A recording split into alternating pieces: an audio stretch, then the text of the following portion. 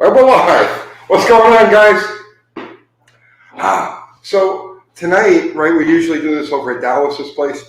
Dallas had a death in the family, and he's going to be occupied this weekend and next week. So we won't have Dallas. I'm sure everybody's going to extend their condolences and best wishes to him. And, so anyway, I think that's what we're flying solo tonight. And I couldn't really think of a topic. So we'll talk about Nitro, because I never talk about Nitro. We do a couple of small videos every once in a while, we'll mention it. But I figured tonight, let's just talk about Nitro, right? Because I kind of miss it, but not really. And they're running, my buddy Troy Ray is running his top fueler over at Bowling Green this weekend, which is right up the road here. So we want to, if you're in Bowling Green, if you go into the Hot Rod reunion up there, make sure you stop by Troy's pit, tell him I sent you, say hi, wish him luck, pat him on the head, right? And so who we got here? We got George Bonnie, what's happening, man? Ping Stang, John Baker, Zach Smolpa, what's happening, Zach? Jupiter Mustang Mike, John Trudell, George Bonnie, Z732, checking in from Idaho. Creekside Garage, Idaho. I once towed. Right, we were booked in to a match race in Idaho, and I lived in New York City, right? Then we got booked into a match race in Idaho, and I drove all the way from New York City to Idaho to get rained out, and then drove all the way back. It was 4,000-mile round trip for rain. Matt S., Steve Pastore, Rugwarts, Joshua Howell, Gideon Wallace, what's happening, man? Alan Laura, Hipster and Hippies, Studebaker Larry. I like that name, Studebaker Larry. Rob's Classics, you're finally free. Where are you free from? Did you get out of jail? Paul Cavazola, what's happening, man? Yeah, thoughts to Dallas and family. Yeah. So,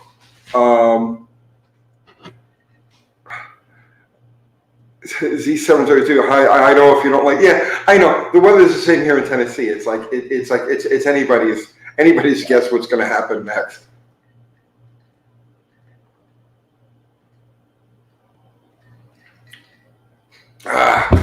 Danny Boyd, Devin Decker, what's happening, man? I thought you were going to bring that distributor by, Devin. Harley Hawk, what's happening? Uncle Squirrel. Uncle Squirrel.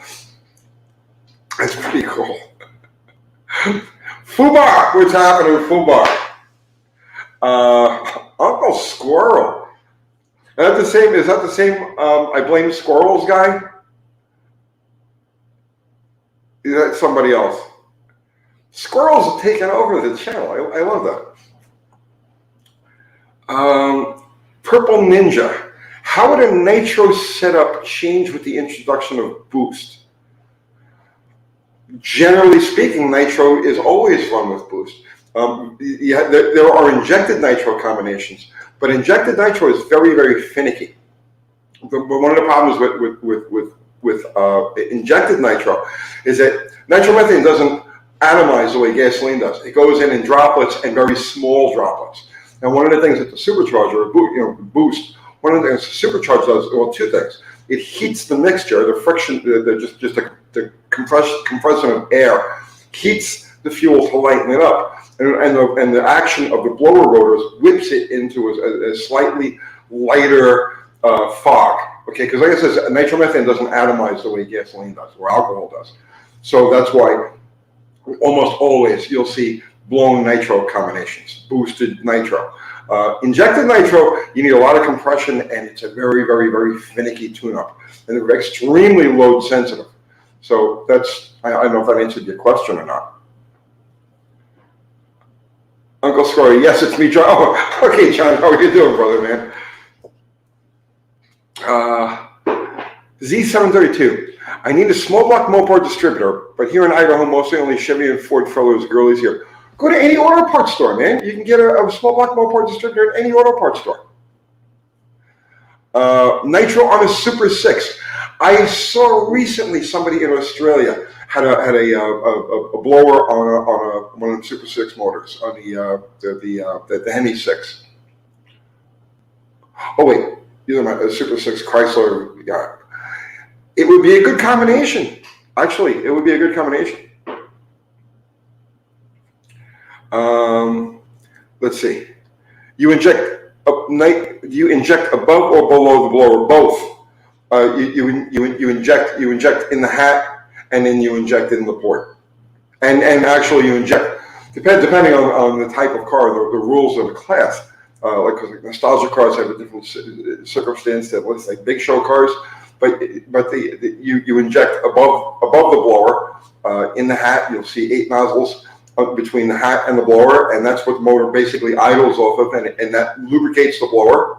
And also, that's the part that gets whipped into a lighter mixture. And then you've got the port nozzles, which are going to be external, right? So you'll see them at the base of the blower. You'll see 8 of those nozzles, well, sometimes 8, sometimes 16, but you'll see those. And then there's down nozzles, and down nozzles are actually plumbed in all underneath the valve covers. So, and those will have 2 nozzles in each port, and those nozzles are facing the fuel mixture directly at the back of the intake valve. And the reason for that is where it's the hottest part of the chamber. So that when that fuel hits the back of the valve, it lightens up and it's easier to fire.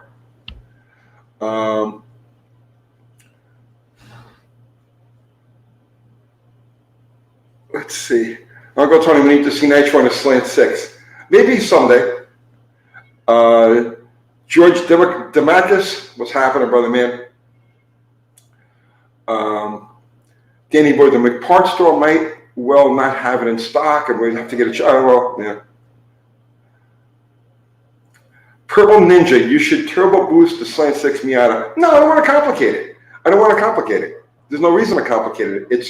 It's an autocross car, man. I want it to go around turns. I don't want it to be like spinning out and making fog, and it's not a drift car, right? It's for autocross.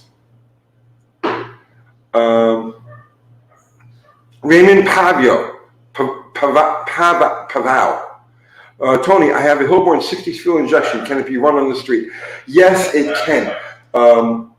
Obviously, you're going to want gasoline, so you're going to look like a 6 or a 7 thousandths nozzle. Obviously, you're going to need a gasoline pump. And the thing with running a Hilborn setup on the street is very sensitive to bypass. You're okay. You can get a good clean idle mixture. You can get good clean cruise, but it's the transition between idle and cruise that's lacking on a mechanical fuel injection setup. And there are people who specialize in it. You might want to call Kinsler, and they can, even though it's a Hilborn, but Kinsler could probably get you in the best ballpark as far as the tune-up for that transition circuit on the Hilborn injection. Z732 Nitro is more like diesel than gas build. It needs it for lube, yeah.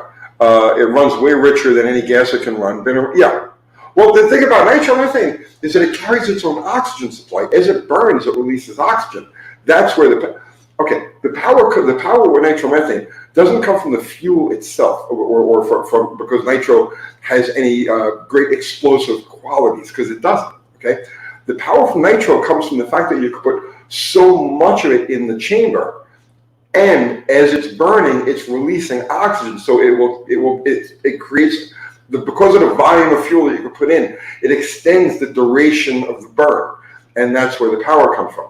So where like a gasoline and alcohol motor is the basic the meat of the power pulse is used up 45, 50 degrees past top dead center. On a nitro motor, it keeps going. Piston's at bottom dead center with the exhaust valve open, and it is still making power. That's the difference between nitromethane and everything else. Hey Tony, Chris here. Have you seen that a lot of import 4-cylinder guys are running nitro now? Pretty cool if you ask me. Well, yeah, see, that's the thing. I'm surprised it's taken the rest of the world so long to get involved with nitro. Because I know it's going to sound crazy, right?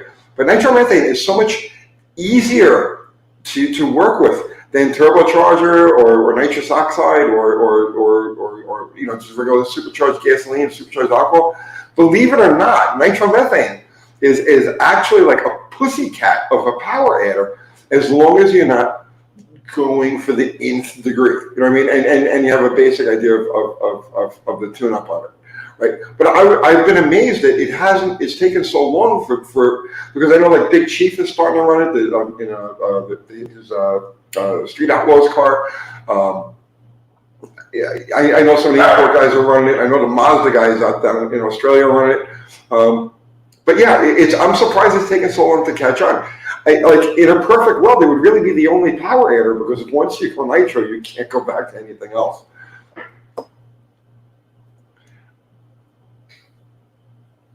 Have I ever messed with hydrazine?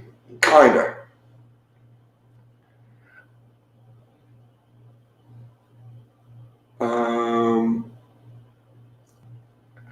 I think the invisible flame is what turns most people off. I don't know what you mean about invisible flame. Can you mix nitro and gasoline? No, you cannot. Nitro and gasoline will never mix.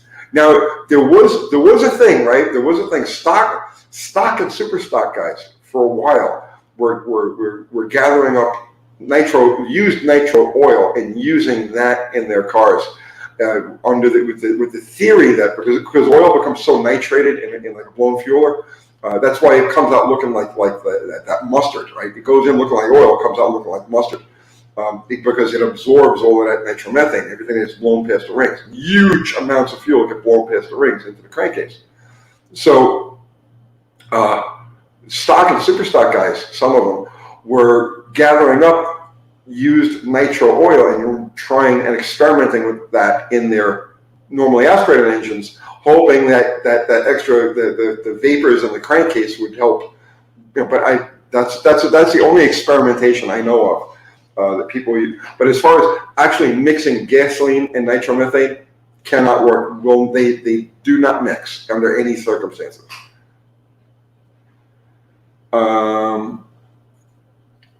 Yeah, I think the Greek messed with it. You must be talking about hydrazine. I actually know a lot of people have there's this thing goes around on Facebook about hydrazine.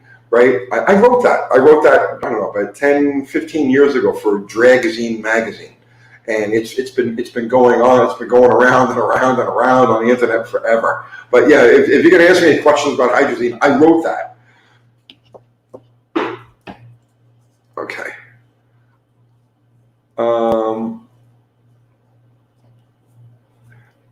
Paul Berryman, nitro evaporates fast unless it's in a sealed container. Not true.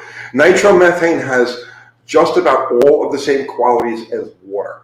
Okay, and it has almost the same specific gravity as water. If you pour it on the ground, it pours like water. If literally, okay, if it wasn't for the dye that they put in there, they put a gold dye in it, yellow dye. And that's to let you know if it becomes contaminated. If it comes in contact with any sort of amine, it turns blue. And at that point, it's a shock-sensitive explosive. But undyed nitromethane, like what we used to get from we used to buy Chinese nitro, didn't have any dye in it, really literally looks like water. It pours like water. It has all the qualities of water. And in fact, when we used to test flow our fuel systems, right? We use water. Because if it runs through the nozzles, it runs through the barrel valve, the pump and everything, it thinks it's water, or it thinks it's nitro.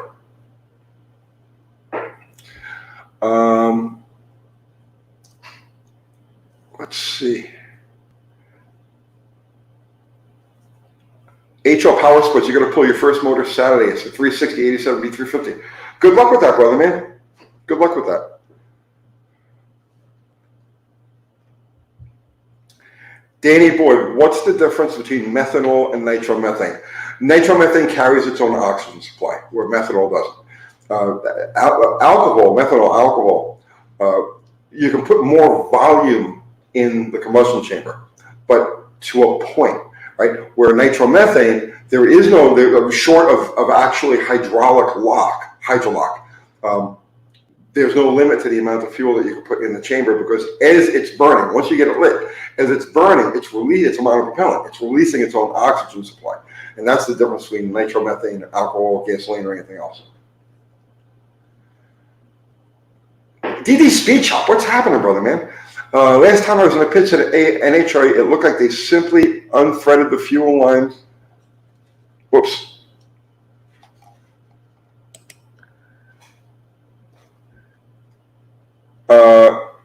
Okay.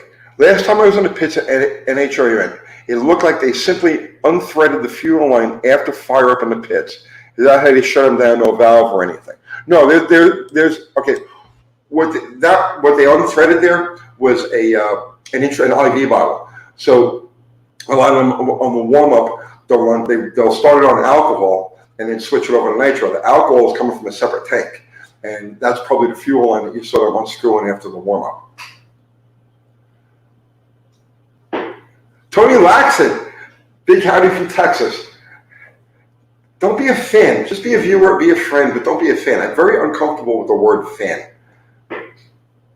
But I appreciate it. Thank you, brother man. Unity Motorsports, it's Andy. What's happening? Paul Cabazzoli just sent you some pictures on Facebook Messenger of some nostalgic funny cars we saw last weekend. I'll check it out. Randall Black, did you get the picture I sent you? I haven't gotten any of them. I'm just sitting here.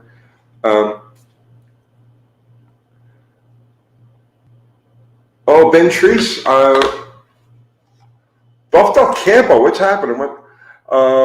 Ben Treese, Uncle Tony, I come to you this evening for a little bit of you giving me a prayer because I'm afraid I might lose my father. I think he might be dying. I think I need some prayers, and thank you. Everybody, the entire UTG community sends all of their best wishes and thoughts and prayers and everything else, man. You know, just, we're with you, brother.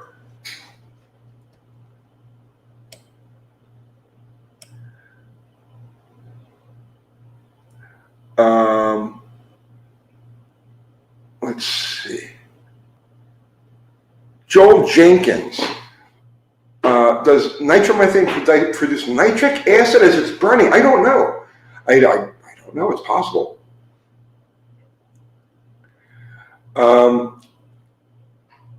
Skylar Smith. Does atomization matter very much in nitro fuels? Nitromethane itself will not atomize. It'll turn to steam. That's as close as it gets, but it doesn't atomize. But that's one of the reasons why you use alcohol, because so why we use an alcohol nitro mix, because the alcohol will atomize. So the alcohol becomes the lighter parts of the mixture that as it's being sprayed will separate those molecules, find their way free, and that's the easier to light part of the mixture. That's why you add alcohol to nitromethane.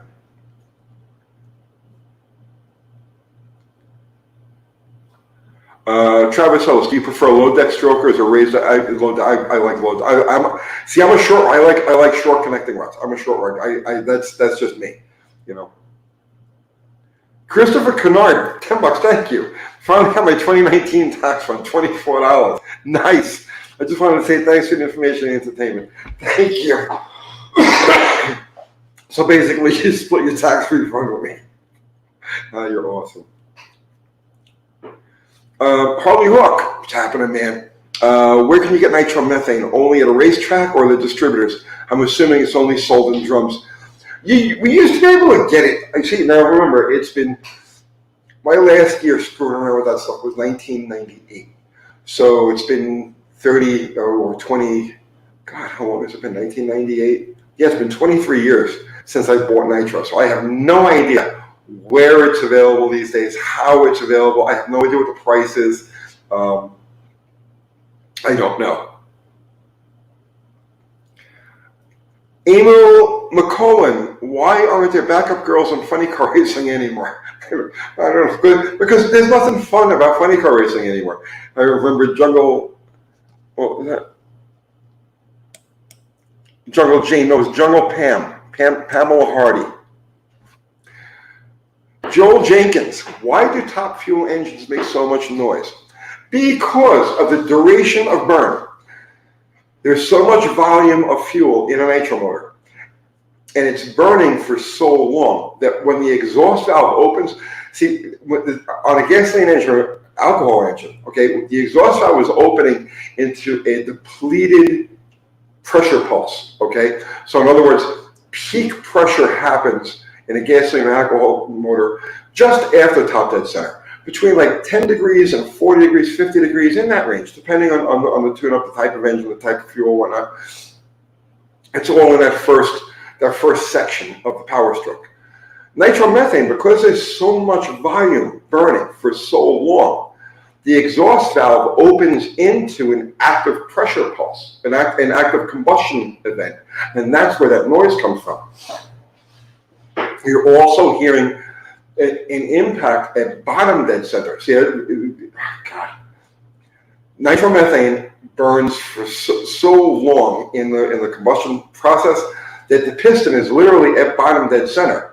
The exhaust valve is like it's open, right? You know, it's open enough that that combustion chamber is not sealed in any way, shape, or form, but it's still making power all the way down there. That's why this stuff is. That's why it's as loud as it is, and that's why you get those flames out of the exhaust, because it's burning. Not only is it burning all the way down the during all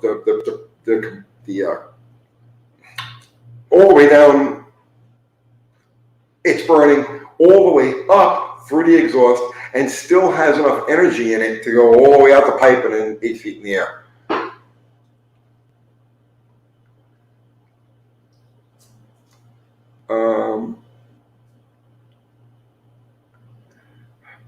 PC term 2. If things were right, would you go back to nitro racing?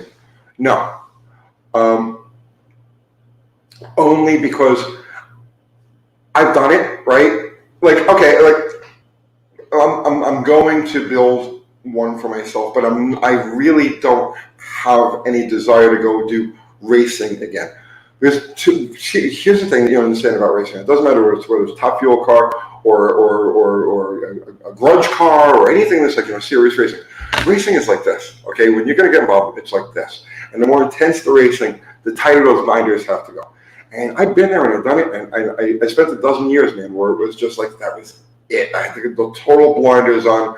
There was nothing else. When I quit fuel racing, I had to relearn like what life was like outside of that world, outside of that realm. You know what I'm saying? Like it was like it's hard to explain, because it's such a different set of values. It's such a different mindset. It's such a different way of seeing the world and seeing things and seeing money and seeing that when you stop, you actually have to reacclimate yourself to rejoin the human race and start to see things the way that everybody else sees things. It's hard to explain. Only somebody who's spent any time in that world, in that universe, can understand it. And I don't want to go back to that. I have no desire to go back to that. It was an experience, right? And that's it.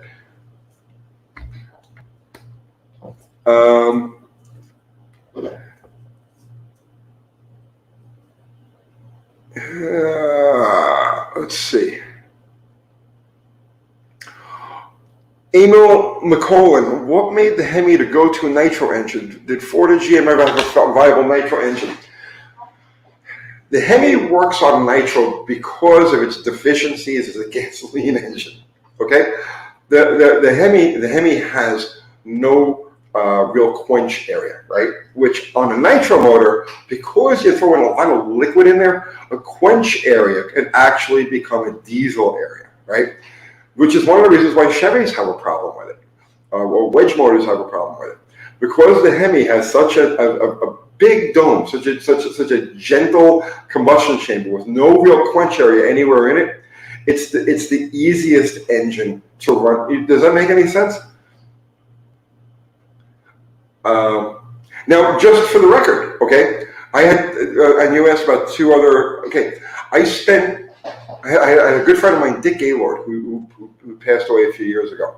I worked with Dick he was building a Chevy, an Assault top fuel Chevy motor. And I spent a lot of time working with him on that, trying to figure he died in the process just before we were ready to go run the car. And he was just finishing up the oil tank.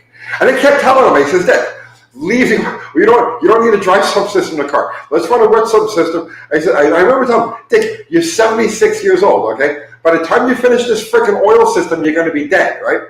And sure enough, it wasn't 6 months later, and he hadn't finished the oiling system, and he was dead. So, but I also worked with Jim Barolaro on a Ford. He was building a slingshot dragster, and he was going to run a 427 single overhead cam motor in that. So I spent a good 6 months, 8 months with him while working on a viable package for that engine. And then he had, at that time he had a stroke, and then he passed also. But yeah, I mean, we played with a lot of stuff. Professor Gins, what's happening, man? There's a fuel guy. Gins, am I telling the truth, right? Once you're there, once you're in the, like, okay, it's just like,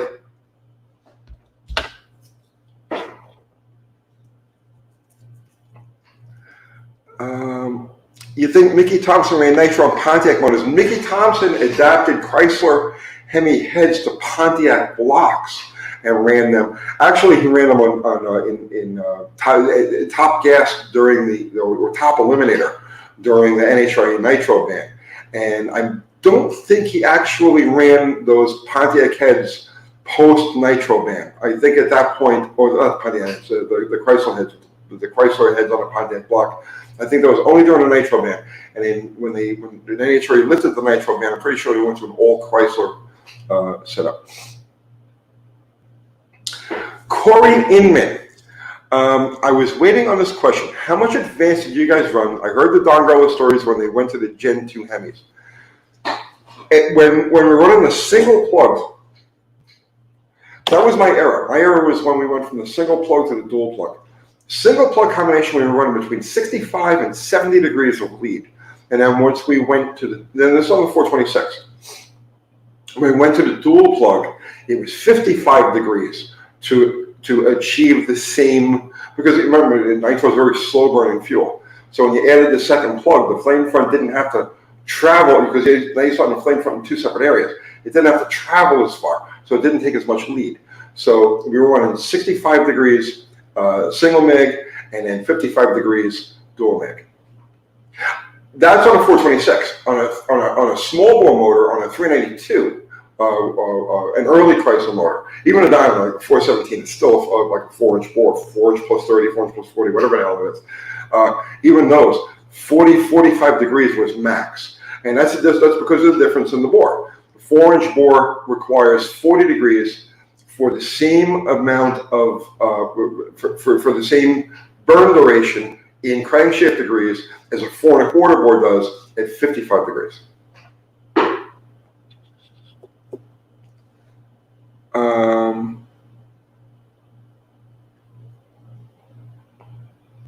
Josh Lyons, you ran a 40%, 60% alcohol on a Philly-built flathead brakes in Stratton on my run much run dirt. Oh, cool. Dirt Oligo kart spanked ass here in Texas for the championship. Love the power it can make, right? And that's angry power. 40% nitro is angry, okay? Because you got to run it lean. You got to run that lean and mean to make, right? Because there's two types of nitro power, okay? There's angry nitro, which is like middle percentages like that, between like, let's say, like 30% and like 70%, 80%, because you got to run it lean, right? And it's angry nitro power. And then you get into the soft, happy nitro power, which is up around like 90%, 95%, right? It becomes softer, right? Because you can run it fatter. So, but yeah, like a 40% normally aspirated, like Briggs and Stratton there would probably be a vicious little thing, right? Are you familiar with K&G Speed and Yes, I am. Lots of the old nitro guys like Dodger and Jungle were tied to it. I was actually at Maple Grove the night that Dodger got killed.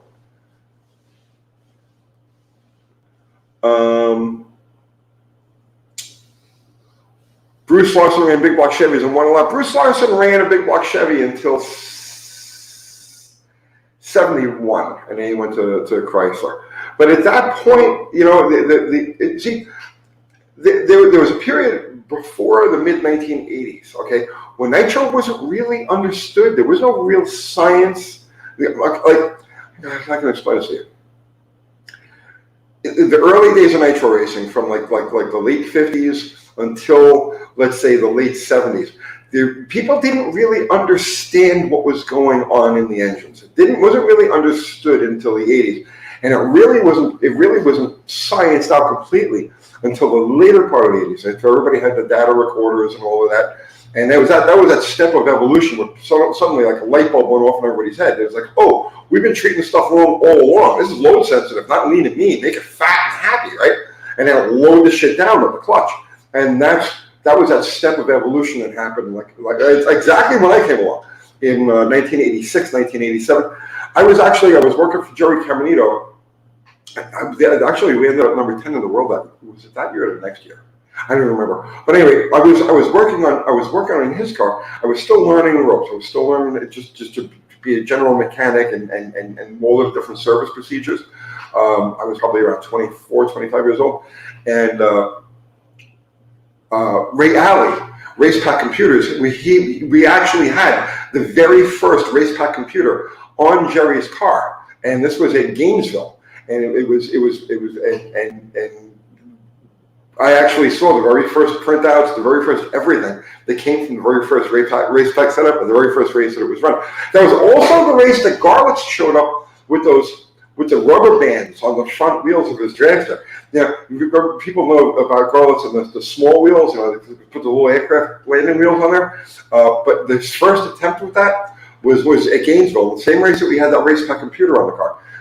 And he actually had these rubber bands. It was like a conveyor belt deal on the car. And I remember towing back. We were towing back with Jerry's car, and Garlitz was towing back behind us. And as he made the turn on the return road, the belt just fell off the tire, and it was just the rim scraping along on the ground.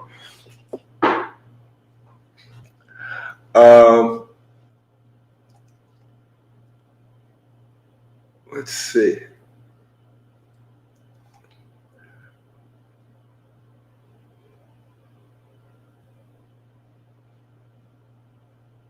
Good Tony, did you ever race against John Forster? Yes, many times. Many times. Now, we had a connection with Force also, because I was partners with Bobby Lagana for a few years on a Top Fuel car. We ran. I was a mechanic when he had the Twilight Zone funny car, and then we burned the car to the ground against Force at the first round of I forget what they call the Mopar Parts Nationals, whatever it was, the one in Englishtown. We burned the car to the ground first round against Force, and at that point we decided to go Top Fuel racing. So and then that's when I partnered up with him. We went half and half. We bought an old Blaze alcohol car, converted that to Nitro. But yeah, we raced. But anyway, we had a connection there with Force because Austin Coil was married to Lisa. Lisa was an English Leather Girls calendar, English Leather, the cologne English Leather. She had won the calendar contest. Austin Coil met her at a race we were at, I forget which was. They got married. They ended up getting married. So we had this connection between Austin Coil and Lisa. And Austin used to, he would put together care packages for us. So we'd show up at a race, and Austin would come over with milk crates full of old pistons and rods and stacks of rings and bearings and like cranks and stuff like that. And we would sort through it all, and that's the stuff that we would use to race.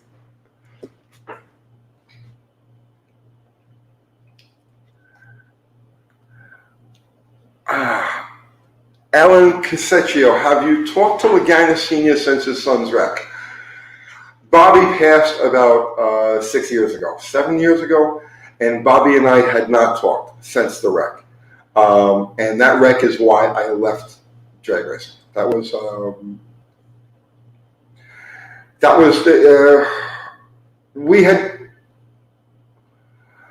Here's the thing, we had pushed luck. We had pushed our luck really far, okay? And we had gotten away with a lot, okay? More than we should have. And that car never should have passed tech. This was at an IHRA race in Leicester, New York. That car never should have passed tech. It should have been rejected, but it wasn't. And we were so used to playing fast and loose that didn't think anything of it. Bobby didn't think anything of it. And we stuck the kid in the car, and the rest is history, right? And at that point, that was the day I walked away from drag racing. I found all the bits of fingers and whatnot, little pieces of bone, and I gathered all of that together and I gave it to the EMT person, and that was it, man. I left the track that day, and I never looked back. I came home, I sold and gave away every single thing I owned as related to Nitromethane, Nitro racing. The only two things that I have left from Nitro racing is that breather mask behind me and my hydrometer. My hydrometer is still in the garage, right? And the only reason I have those things is because I couldn't find them to get rid of them. I burned my black book. I stopped talking to everybody. I just cold turkey, absolutely, I walked away from drag racing that day. So that's that. But no, I never talked to Bobby again after that. And Bobby passed a few years ago.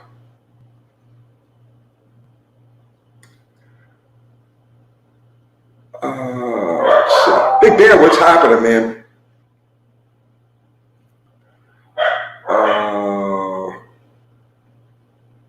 How about a 417 Donovan, the other Hemi? Yeah, well, the problem with the Donovan was the same problem with the Donovan had a basically weak bottom. Here's the thing with the Donovan. The Donovan was a two-piece block. So you've got the top half, right, and then you've got a girdle, right? The Milodon 7-liter was exactly the same way. So the Milodon 7-liter was exactly the same way, where the whole bottom end of the engine was a girdle, okay? And that's fine for normally aspirated use. We even blown alcohol for that matter. But when you've got to service the bottom end of the engine every single run, that girdle doesn't come up and down easily, right? And there's nothing to support the crank. Usually when you're servicing the bottom end of a fuel motor, one or two main caps are always in place. And so you'll drop the center three. In a fuel motor, your trouble main bearings are number 2 and number 4. Number 2 because the crank is flexing because of the blower, and number 4 because the crank is flexing because of the clutch load. So 2 and 4 are your trouble bearings. And generally speaking, when you're servicing the motor, you're dropping all of the rod caps and you're dropping number 2 and number 4, and you're reading those main bearings. Okay, on the Donovan or the Milodon 7-liter, you have to take the whole girdle down. It's not a practical thing to work with. So then what happened was guys started cutting the saddles, the bottom part of the main cap part of it out of the girdle, and that weakens the whole block. And that's at that point, that's when that became the norm. The only way to run one of those engines and be able to service it was to cut the caps out of it. Even cross-bolting that stuff in place, there was no rigidity left to the top part of the block. And so that's why those things, the evolution of those engines ended around 1979. I think 1980 was about the absolute end of the early style motor.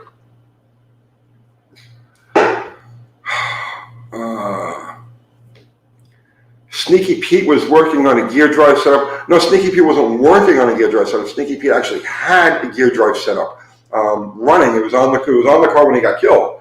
And I spent a good amount of time and effort trying to find the location of the wreckage where it was buried.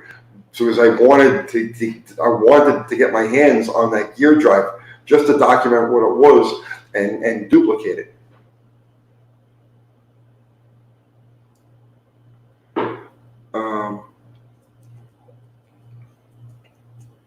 Santee, Joe Brennan, there is no trans and top fuel. Well, there was. I mean, we used to use Lenco 2-speed and high gear, because the centrifugal clutch, especially the later clutch management ones. Like when we were running just a plain centrifugal clutch with just a 6-finger power glide, then a 2-speed was almost necessary, right? But once we went to the lockup style clutch, the multi-finger, we had 9, 12, 18 fingers everywhere, right? Once you got to that point, then the transmission was no longer necessary because the clutch really became an infinitely adjustable transmission. Basically a CVT.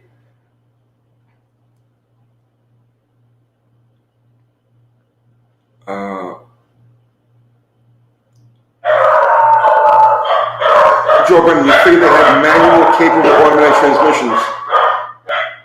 Well, the Lenco is a planetary transmission, just like an automatic, and it uses a wedge instead of hydraulic pressure. It actually uses a fork to compress the clutches, as opposed to the hydraulic pressure you find in a regular automatic transmission.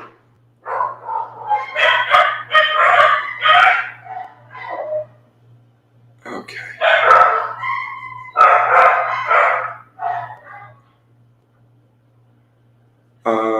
Ricky Styles Racing, what are your thoughts on changing the valve seats for unleaded?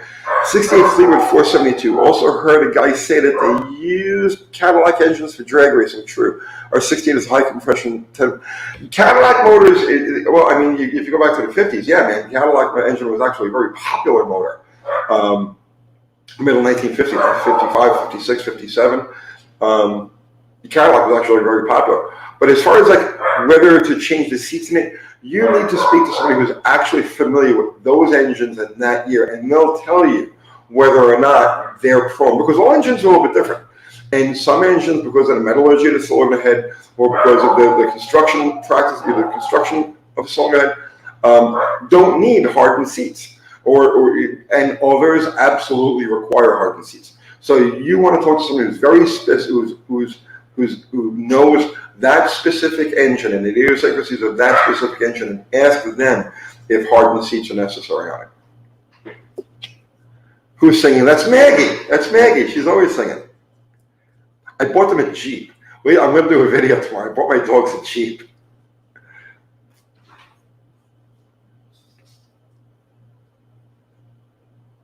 PC term 2. Sorry, dude. What are you sorry about? Chris Greenaway, what's happening?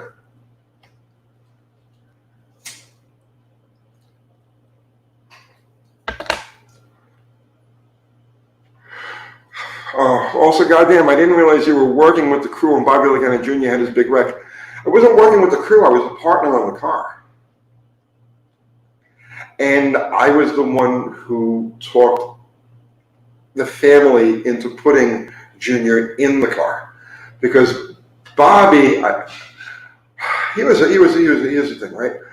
We had Bobby was great on a tree, okay? He was great on the tree, but he was very inconsistent on the big end. He never pulled, he never crossed the finish line twice the same way, okay? I don't know why. It was just the way he drove. We could never get a consistent mile an hour on the car. It was always all over the map. And Bobby really didn't, I don't think he really wanted to drive the car. I definitely didn't want to drive the car. His kid, Junior, wanted to drive. So we spent the whole year breaking him in and getting him used to it and getting him, making short squirts and longer squirts, and until finally we got his license, and that race at Leicester was the very first time he was in competition. It was his first round of competition, right?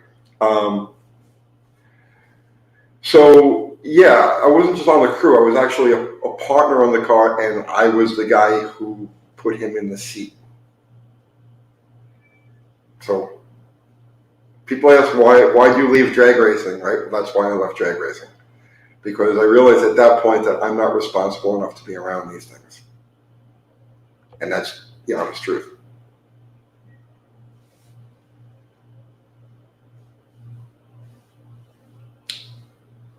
Daryl Quinn, any thoughts? I had met Daryl a time or two before his wreck. It's a shame. There's something that happened, but he took it like a champ. I mean, he really, you know what I mean? Like, Daryl Quinn, that's the spirit of Nitro racing. You know what I'm saying? That's the spirit of Nitro racing. Okay, fine. Tear me the hell up, put me in a freaking wheelchair, give me a few days, a few months, and I'll be back. And he went back. And you know what I mean? Daryl Quinn is part of the spirit of Nitro racing. B-Dan, why did turbochargers never become popular in Nitro racing like Top Fuel? Okay, what happens is when turbocharger becomes too violent, if if you've ever seen a turbocharged nitro motor, they act kind of like a two-stroke.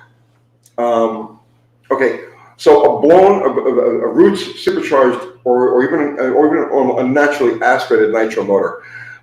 I know this is going to sound counterintuitive, okay, but they actually make soft power, right? I know it's crazy power, okay, but it's a soft power, right? Meaning that the pressure pulse is, picture this, okay? So the pressure pulse inside the combustion chamber at the moment the spark plug lights, okay? Picture the pulse like on a graph, okay? And a nitro motor, a well-tuned nitro motor, the pulse is going to be like this, okay? And the piston is reacting to that pressure wave, okay? It's a soft pressure wave, and that's why they make as much power as they do and still stay together. That's how you make 12,000 horsepower out of 500 cubic inches, and the thing still lives, because it's a very soft pressure pulse pushing down on it. When you go to a turbocharged motor, turbocharged motors start, their pressure pulse starts like this, but as boost comes in, the pressure pulse spikes. It becomes like this, it goes like this, like a very lean nitro motor, going back to like the lean and mean days. And at that point, they become extremely violent. It's they come on like a two-stroke, but it's a violent, lean, mean power. You can't feed it enough fuel to keep it. See, that's the other thing too about nitro motors.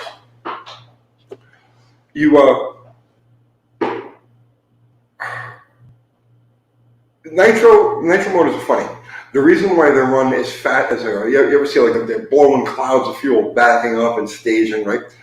And the reason for that is that once you create heat in the combustion chamber of a nitro motor, once you create a pocket of heat, let's say a valve gets hot, the combustion chamber gets hot, then you get the spark plug like a glow plug, okay? Or the piston is hot. Once you create a heat zone inside a nitro motor's combustion chamber, it becomes like a furnace. And the more fuel you feed the engine, the hotter the fire gets. And that's why those motors, like after the burnout, you're backing up and you see they're just pumping raw fuel, right? And then they're staging, okay? They're just blowing raw fuel out the pipes. That's to keep everything cold inside the combustion chamber. So what happens is as soon as a hot spot develops, that fuel that's normally used for cooling then becomes an active fuel, and the temperature skyrockets. They become a torch. And that's what happens with a turbocharged motor. The turbocharger, as soon as the turbocharger goes into boost, it creates hot spots in the intake tract, in the induction tract. And as the fuel is fed into it, it becomes extremely violent, extremely hot. And that's why turbochargers and nitromethane don't really go together. Now, I've never had my hands on, but I've seen turbocharged nitro motors, and they are the most incredible machines you will ever witness. I watched a car in California. I watched a car. I think Gail Banks was involved in it. I watched the car literally 2 feet off the starting line. I watched the car take the back of the engine and the trim and the front of the rear end, okay, the 9-inch Ford, right, and literally chuck the whole thing out of the car. Like it wasn't even bolted in. Like there was nothing there. Car left the starting line. It went into boost maybe like 2 feet, like hard boost, about 2 feet off the line. And it just literally took everything between the back of the block and the front, and just in one chunk, just threw it out on the car. Like it wasn't even held in with bolts or anything. Just pluck, just like that. If you've ever seen a turbocharged nitro motor or a turbocharged nitro car, you will never forget it. It's the most beautifully violent, destructive thing you will ever witness in your life.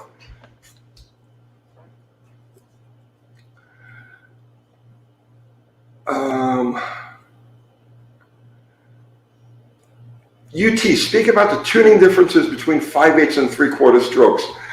Exhaust valve opening point. When you go from a 5/8, okay, now so this is on a 426, a late Hemi, 426 style Hemi.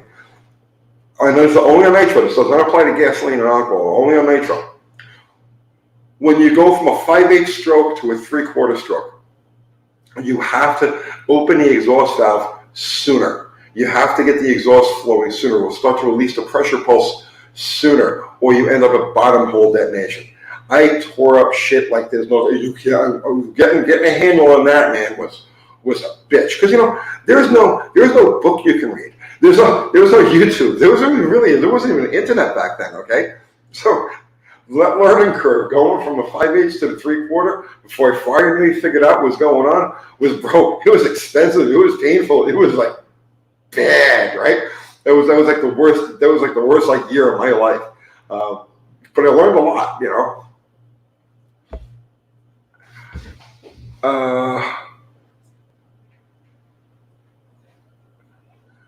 Turbo nitro would be perfect for a motorcycle. No, it wouldn't.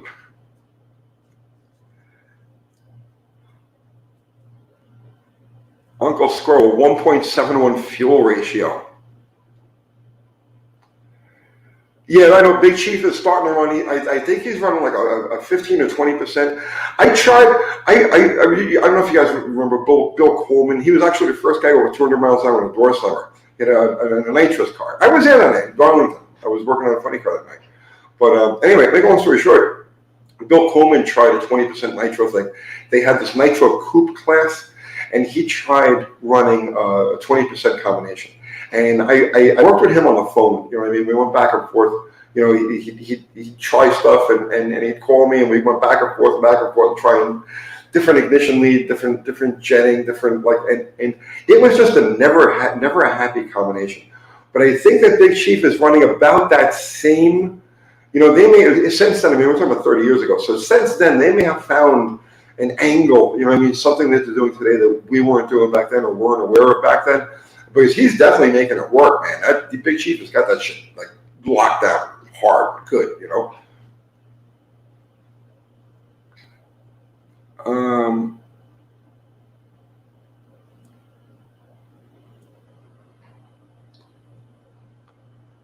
What time is it here in Tennessee? Here in Argentina, it's 9:46. It's 7:47 here in Tennessee.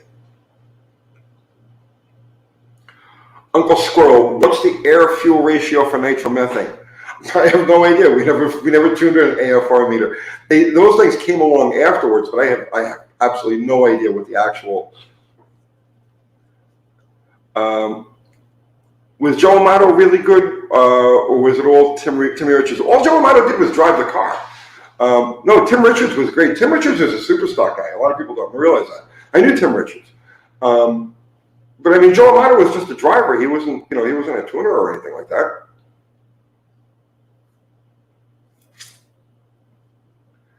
Joseph Genie, did you ever work with multi-stage injection systems for nitro fuelers? No.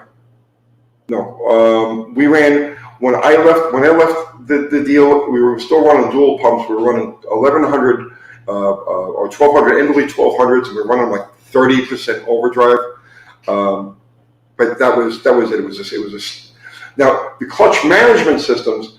We were really behind the times. The clutch management systems were basically multi-stage fuel systems, because what happened was, as the cars are going down the track, and the clutch management system starts to add clutch, take a load off the finger so that they can apply load to it.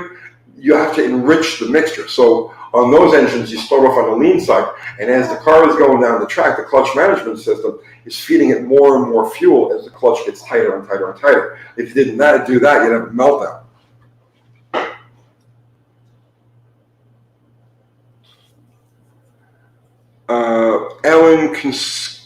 Alan, which drivers and fuel cars did you respect the most? I never really paid attention to drivers. I mean, you know, to me, the driver is like a necessary evil. You know what I mean? It's like, ideally, I'd like to see these cars run by remote control, because then you can really see what the car is going to do, and you take that fallibility of the human element out of it, and also you take the safety element out of it. If you don't have a person in the car, then you don't have to worry about safety, and then you can really see what these things are going to do. So I never really paid attention to drivers. I think my favorite was probably Frank Cranberger. I used to drop whatever I was doing whenever Frank would run, because he was a nut, right? Frank was about from the same school as he was, like from the jungle school, right? And he ran a car called the Philadelphia Flyer. And I used to get the biggest kick out of him. Anytime Frank would run, I dropped whatever I was doing. I didn't care what I was doing. If I knew he was, as soon as I heard his car light, I dropped what I was doing and go to the start line, because he was always a blast to watch.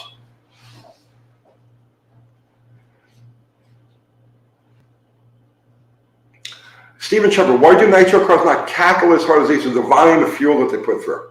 The more fuel, the more volume of fuel that you put through, the softer the combustion. They don't cackle. They get quieter. The more fuel. This is obviously unloaded. Okay, at idle. The more fuel you put through them, the quieter they get. Joseph Giannini, do you think the guys here will understand how fast the mechanics have to work on it? No. It's the biggest thing. I get the biggest kick out of it, right? Guys are like, slow down. You work too fast, right? No, bro, I'm damaged by this, okay? I can never not work at that speed. You know what I mean? I can never not work at that speed. And then you get these people that are like, you're sloppy, you're doing this, right? These are people who never actually had to throw wrenches in the trenches, right? You gotta understand something, right? We take an engine, right? A fuel motor, destroy it, okay? Bend the crank, tear the rods up, and then we would have to actually put this thing together in like an hour and a half, right? On the ground, laying in dirt. There's no clean rooms in the pits, right? Especially when you're running like what we were running with IHR stuff and Matra stuff, right? We were talking about tearing these motors out of the car, tearing them down to nothing, and rebuilding them, right? Like with dirt blowing around and just like, and people standing around and like, kicking, it's people don't get it. You know what I mean? They watch me work and they're like, what's wrong with that guy? Why does he go so fast? Because I'm damaged from doing it. And then people are like, he never checks this, he never checks that. You know what? You need to check anything on this freaking cars. When you're gonna get that thing to the next round, it's like, got a crank? Yeah. Will it fit? Yeah. Throw it in. You got bearings?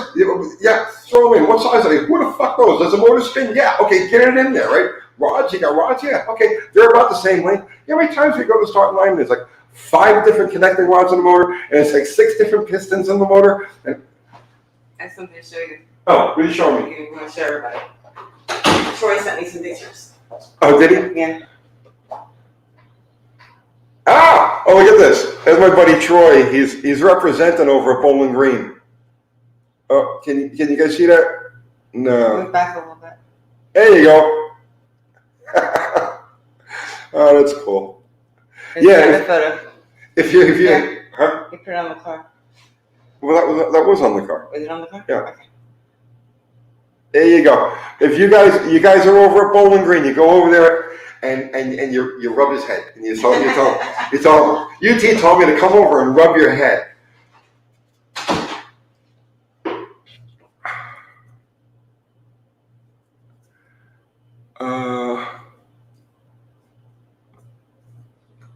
J-Town, where can we find your old magazine columns? I did a lot more than columns. I wrote hundreds of stories in all different magazines, but you just have to go hunt around through like old magazine places, people who deal with old magazines.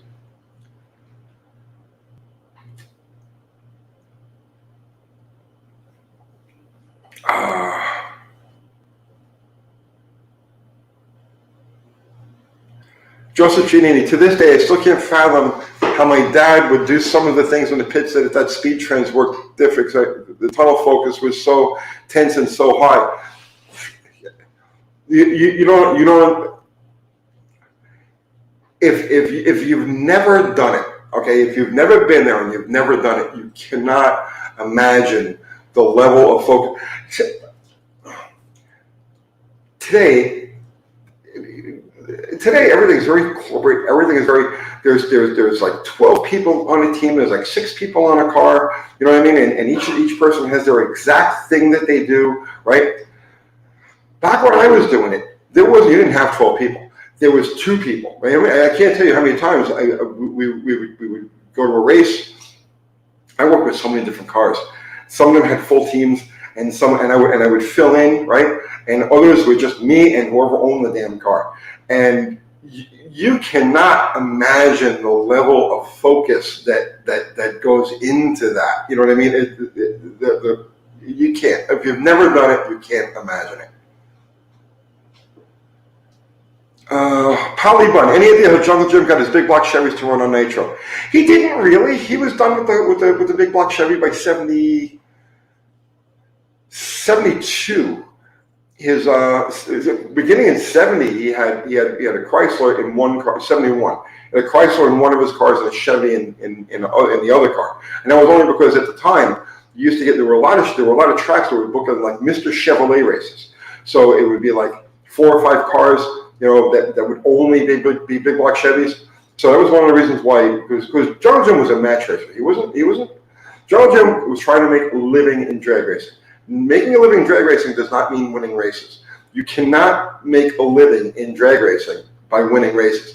You make a living in drag racing by going rounds, getting round money, especially first round loser money, and match races, because the tracks will pay you to come in and make 2 or 3 runs. Okay, and that's where people like Jungle. That's what he was doing. He's focused on the match races. He would run NHRA, he would run national events, obviously. But really, it's to get the qualifying money, because the qualifying money gets you to the next match race. And the match race is where you sell your T-shirts and where the track owner pays you good cash to come in there and put on a show. So I'm pretty sure the reason that Jungle hung with the Chevy until like 72 was because in that era they had a lot of Mr. Chevrolet races. So you had people like Dickie Harrell and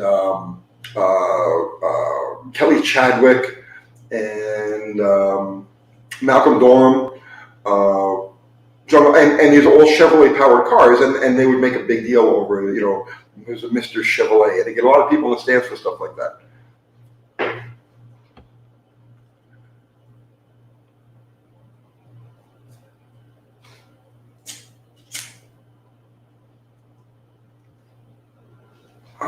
Anyone ever hear of an owner driver named Freddie Wells from Alabama? Not him. Not of him.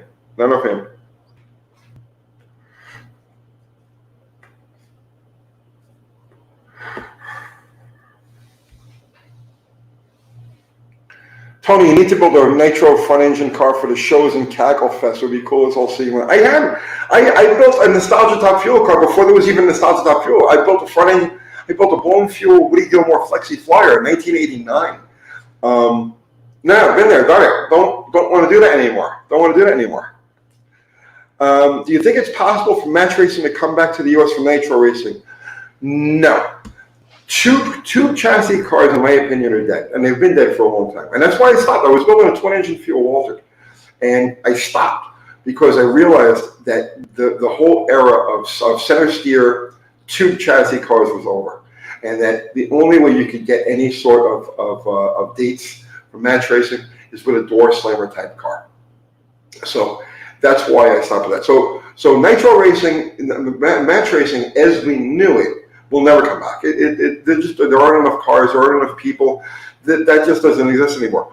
But that style of racing is alive and well and happening every day all over the country with these whole no prep deals. The Street Outlaws, no prep thing.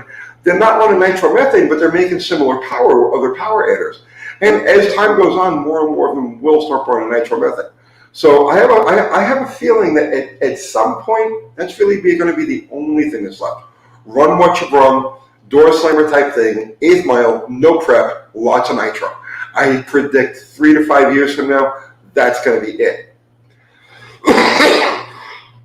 And at that point, I may get involved in it again.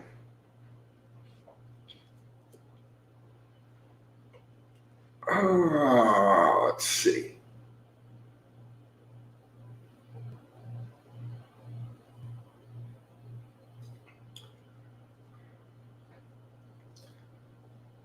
What do I think of Garlitz's electric dragster? I think it's neater than hell. I obviously haven't seen it. I was at the museum. I guess it was about 3 or 4 months ago. He wasn't around. But if he was, I wanted to ask him about the dragster. I wanted to check that out, the electric car. I think it's neater than hell.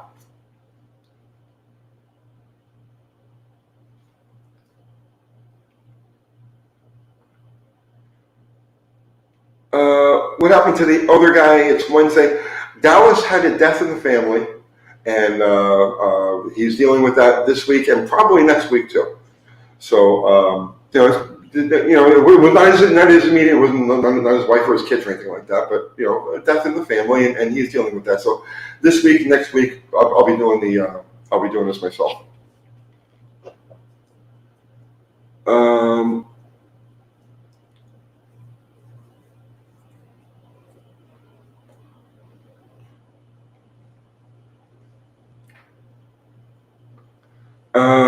Tony, is it safe to run pump gas with 11.1 compression? That's a tough question because every engine is a little bit different. I couldn't really give you that. I've run 11.1 compression on pump gas, and it depends on the timing, the amount of ignition timing, but also depends on the style of combustion chamber. It depends. There's a lot of variables there. The pump gas is always safe to about the 10 to 1 range. And then after that, it really becomes dependent on the whole combination as a whole.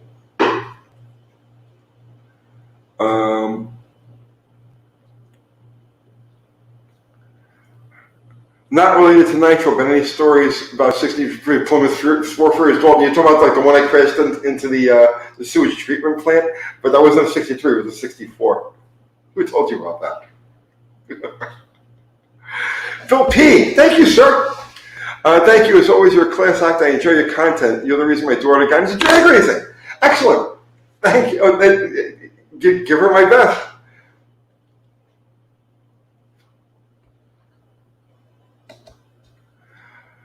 Okay. Mark R., why can't Nitro tuners stop the problem of cylinders going out during a run? Cylinders dropping a cylinder. Here's how this works. And you can watch videos yourself, and you can see this in action. Okay, Nitro motors are load sensitive, meaning that you get 8 cylinders, and as long as the load applied to the motor is enough to keep all 8 cylinders loaded, right? Working. Okay, they'll all stay lit. Now, watch a Nitro car do a burnout. All right, so you'll see they'll start the car, and all 8 pipes you'll have mist coming from all 8 pipes. Now, as soon as the burnout starts, you'll see it'll start to spray fuel out of random cylinders. Okay, never number 6, but it'll start to spray fuel out of random cylinders, and that's because the engine is choosing to run on, I know, it's crazy, right? Nitro, the bitch goddess Nitro has a mind of her own, okay? So the motor is choosing how many cylinders it needs to meet the load of the burnout. And it's usually 3 cylinders, right? 4 cylinders. And it'll have 4 dead ones. Same thing happens on a run, okay? Car leaves, and it's going to leave, as long as it's hooked up, it's going to leave on 8 cylinders, right? 8 candles lit. If at any point down the track the load starts to diminish, right? Meaning that, let's say you break traction, right? It starts to skate the tires. It'll start dropping cylinders. If the clutch is too soft, if the clutch doesn't keep the motor loaded down in proportion with the forward motion of the car, it'll start to drop cylinders.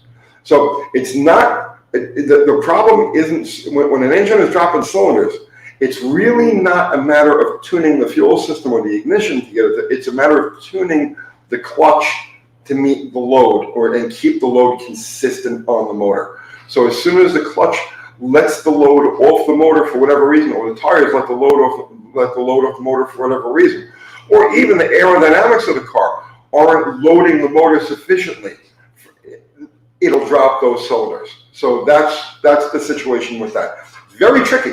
That's a lot of that is like the black science of Nitro. A lot of it is the stuff that people don't understand. Just like the wings on it. I don't know what was popped in my head, but like the wings on a fuel car. People think that, well, the front wing and the back wing, right? 2 different, but no, the front wing is actually making the car disappear. The front wing passes air up and over and down onto the back wing and actually makes the car disappear. The 2 wings actually act as one device. But there's a lot of black art to Nitro. I was told top fuel cars run different fuel for the burnout than they switch to Nitro for the run. No, not in my experience. Who was the biggest innovator in drag racing, Don Garlits or Roland Leon? Oh, Garlits by a long shot. I mean, Roland's a smart guy, but as an innovator, I don't really see him as an innovator. You know, I'm not taking anything away from him.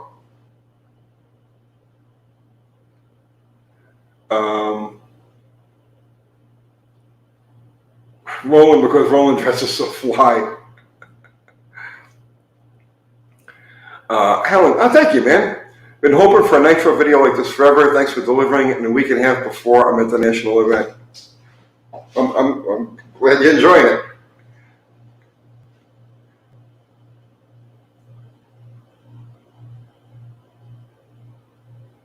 That's it. Did we lock up here? Uh-oh. It seems like we got 414 people, but it's not moving.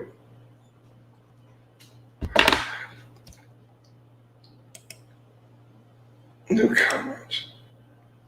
Oh, there you go. John Wilburn. Oh, Garlits and Fuel, Jenkins and Pro Stock. Jenkins was a great. Well, I mean, Jenkins was. I mean, his big innovation, you know, was the Vega. You know, I mean, that was the total game changer for Pro Stock. Charles Gordon. Uncle Tony, I don't know if you remember me, but my son and I are building a 79 Valkyrie Roadrunner. It's a 318, and we love your videos. We're a big fan of Bottle Rocket. Anyway, his is a, you got cut off, Charles.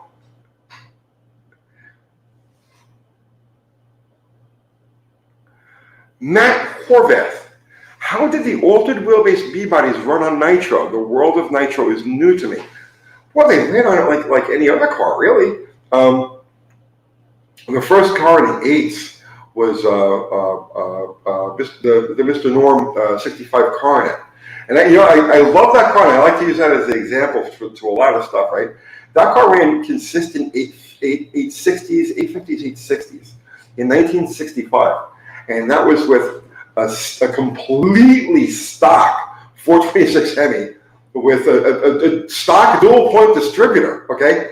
The stock torque flight, a stock 8 3/4 rear, a pinion snubber,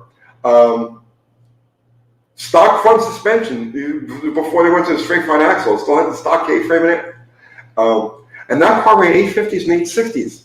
And the only real thing with that car, aside from lightening it, was it had and a little 7-inch wide tires.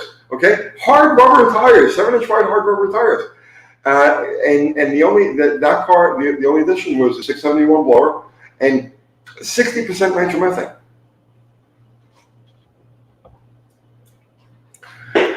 There was a guy in the mid-70s who had success in top fuel with the aluminum Chevy ZL1 block, Jim Booker. His advantage was his rail weighs 200 pounds lighter than his competition. That was also one of the advantages Shirley Muldowney had, because that was before the minimum weight deals, where it's just like you hit the starting line, you know, your weight was your weight. And she was 100 pounds lighter. She was only 91 pounds at her when she was at her peak. Small woman. She was at 91 pounds.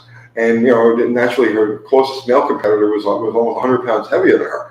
So that was one of the big advantages that she had in the middle 70s. But, let's see.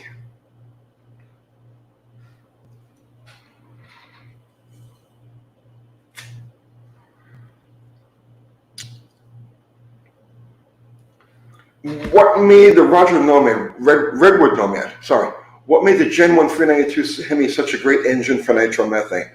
The small bore, long stroke, it's just a natural, but the thing is the combustion chamber. The Hemi combustion chamber is a big, open, heavy space where nitro won't find. See, on a gasoline engine, alcohol engine, quench. You look to build quench. On a nitro motor, quench is the enemy. Quench causes detonation, hard detonation. So the Hemi, with its wide open spaces, doesn't have that quench area, so it's just a little bit happier on fuel.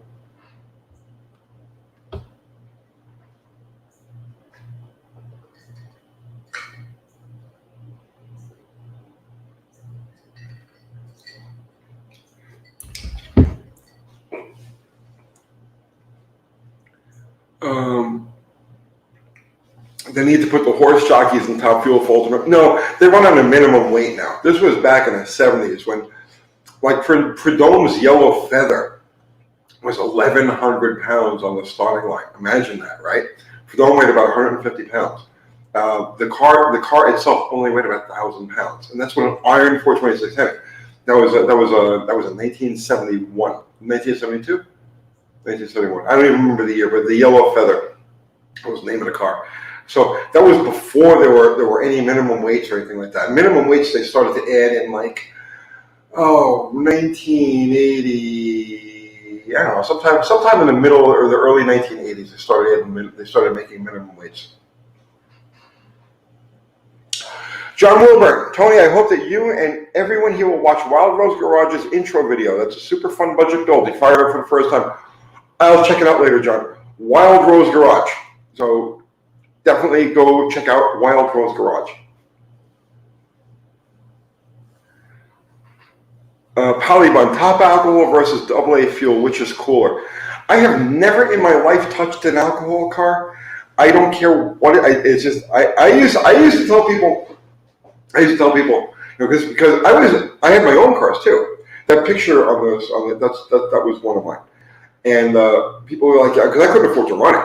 I used to have to save up for a year to go do a burnout, right? Because at the time I had 2 little kids, house in New York, the house payment and everything else. So it was so that's why I spent most of the time bouncing around other people's cars. But people would say, well, you can't afford to run it. Why don't you because it was $1,000 a run. Every time I started that car and pointed at a Christmas tree, it didn't matter whether it went 10 feet or 100 feet, or it cost me $1,000, right? Which was a lot of money for me at the time.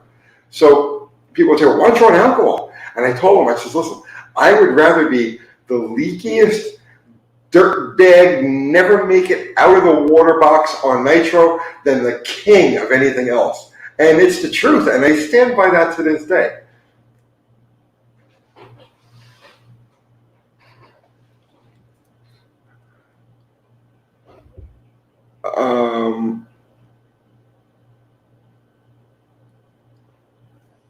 Let's see.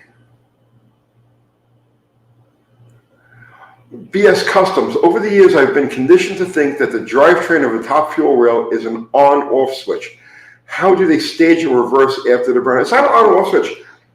It's a centrifugal clutch. Just exactly the same as you'd have like on a go-kart, only a much gianter, a more intense, now there are 4 discs. So they actually tried 5 discs, but that was a bit too much in 5 discs. There was so much craziness happening, even the slightest imbalance to get the back of the crankshaft off. But it's 4 discs with however many fingers they're using today, I have no idea. But it's a centrifugal clutch. It's not an on-off switch. It's a centrifugal clutch. Tony, did you ever hear a story about Bill Jenkins cutting 2 carbs in half to make 1? That was a common thing. It wasn't just Jenkins. There were a bunch of people. And actually, I think it's confusing. I think Paul Blevins, who also had a white Vega Pro Stock car at the time, I'm pretty sure he was the guy who was the first to do that, where they actually took the Dominator and split it. They took the Dominator carburetor and split it and staggered it on the intake manifold, and that was to put the 2 barrels of each cylinder closest to the runners, to the intake runners for those cylinders. It obviously didn't make a difference because that was the end of that. Some people tried it for a year or 2. So it's just a glorified junior dragster. Yeah, more or less.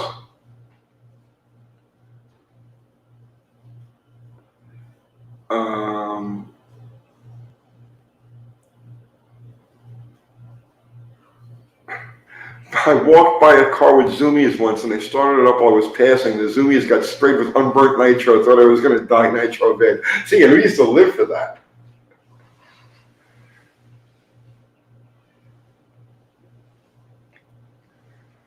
$392 on nitro in Bottle Rocket. No. 318. The Bottle Rocket will always have a 318 on gasoline. Wild Rose Garage, Tony, is that fuel they squirt down the blower before they light them? No, it's either gasoline or alcohol. I used to use gasoline. on any car that my deal was to warm the car up. I would fill the squirt bottle, and that's where, see, those squirt bottles that I use, that's where I started using them. If you fill the squirt bottle, one of those squirt bottles with gasoline, and you've got the right size orifice, that's what I would use to warm the motors up. You fill it with gasoline, you squirt it at the injector, you hold steady pressure, and when it's just about empty, you feel the cylinder head, it's got some heat, you turn the fuel on, and that's when it starts cackling. A lot of guys use alcohol to do that. They'll use an IV bottle, they'll put a tank, they'll hang it above the engine, and gravity feed alcohol into the upper lines, into the hat lines, and they'll warm them up that way.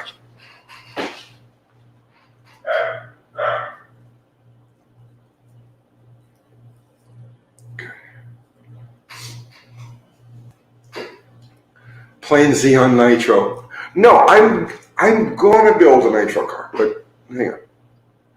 Dylan Green, hey Tony, did you ever race in English Town drag way back in the day? If so, do you remember Sal Sevilla? Of course I remember Sal. Sal and Butchie DiLorenzo, I was just talking about him the other day in a video. Butchie DiLorenzo and San Biondo, yeah, I remember all of those guys. They were great.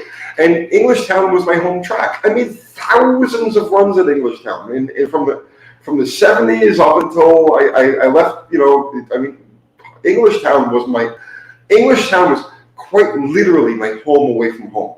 You know what I mean? It was like that was my home.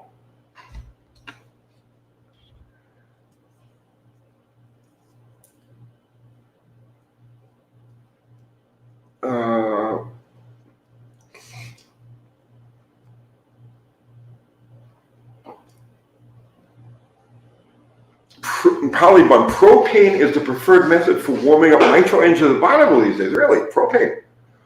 Why is that? That's interesting. Kickadell, what's happening, man? Nitro is rookie fuel. I want to see green flames and watch carb pop after the hydrazine life. Hydrazine life, man, right?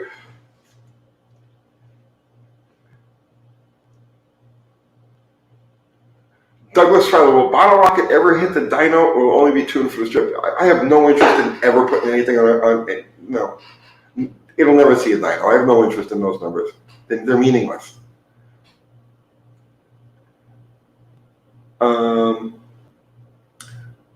Well, Roche, the old international tractors, you start on gas, and when there's warm, you switch the lever over. Yeah, well, that's exactly how you started, how you do with a nitro motor. I like the older ones. They used to start with the shotgun shell. You put the shotgun shell in this tube, you whack it with a hammer, and it starts the motor.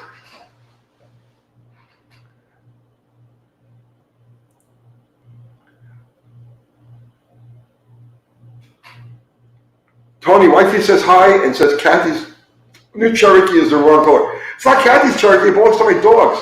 And I hope your wife is feeling better. Yeah, I know she was having a problem walking last week.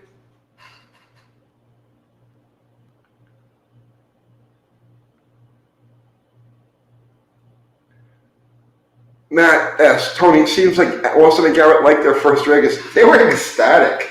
Those guys are great. They love this stuff.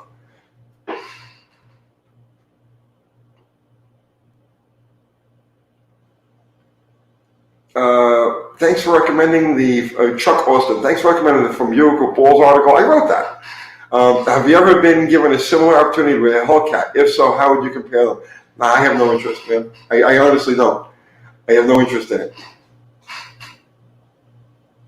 And I have no interest in writing anymore either.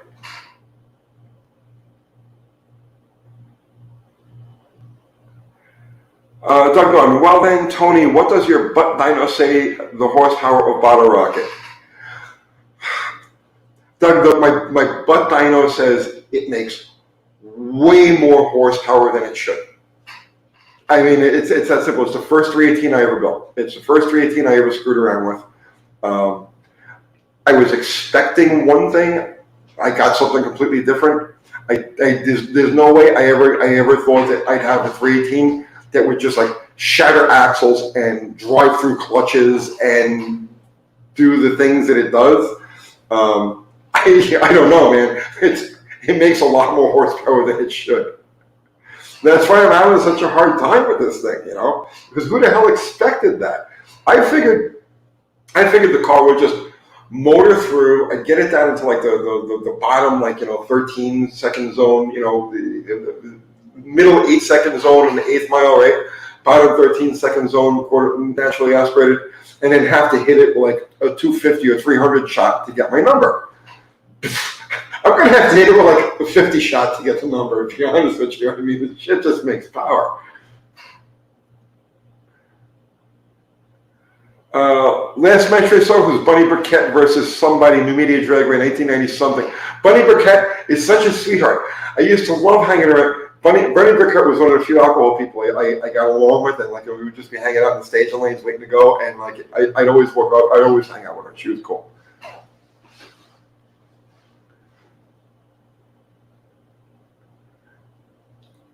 Wild Rose Garage. I would guess Bottle Rocket puts out at least probably a little over a horsepower per cube. A lot more than a horsepower per cube.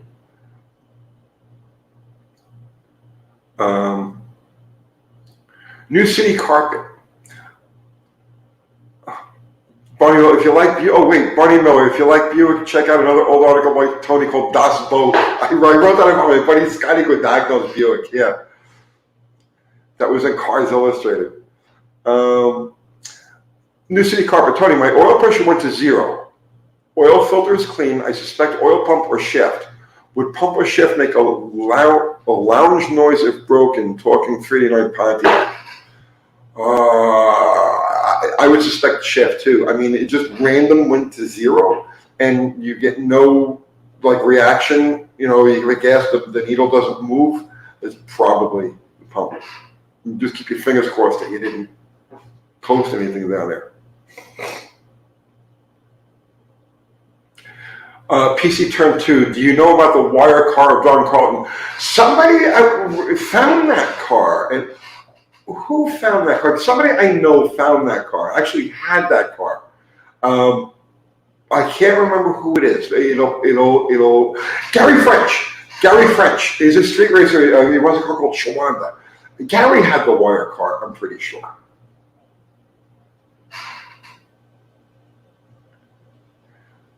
64 Polara. Did anyone ever use to run nitro on the street? The only person that I know of who seriously ran nitro on a street, it was Nunzi Romano or Pontiac, middle 60s, like 67, 68. That was like the heyday of like the New York City street racing, like connecting highways on it, and I know Nunzi ran an injected nitro Pontiac in that era on the street, but that's about the only one that I know of. JJ Brubaker, hey Tony, do you have a vid on installing a Dizzy and finding top dead center? Yeah, early on we did that video. It was like one of the first couple of few videos that we did.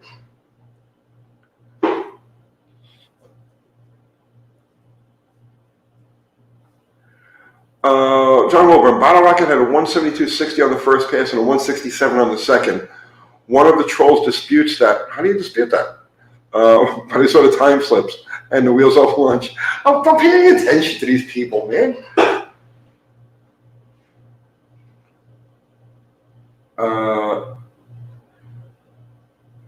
Thubber and the sweaty fat guy.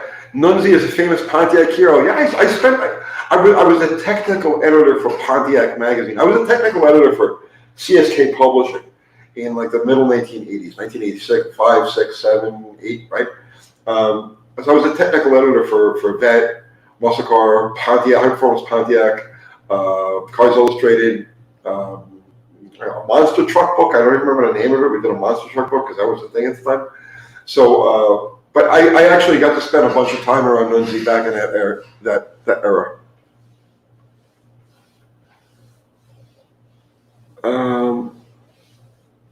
You missed the Nuns. Nunzi was wound pretty tight, bro. Swamp Rats, my brother James. Tony, you put in my lifetime than our president. I put in more lifetime, you know.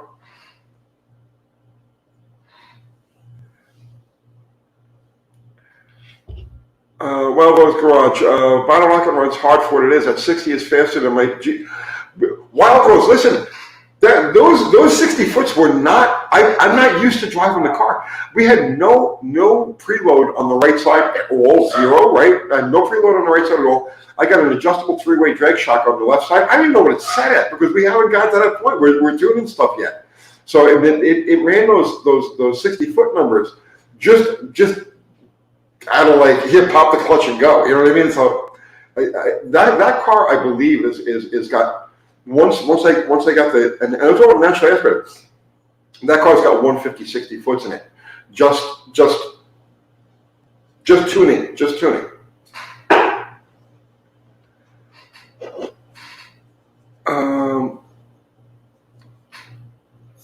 Are these people actually calling me out?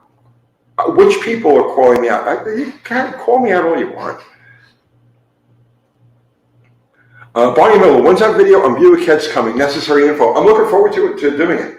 He has a head that I'm dying to show you guys. But it's like I said, he's dealing with a death in the family, so it'll be a week or two before he's back in the program. And as soon as he's like all set and ready to go, we'll do that video on the cylinder heads.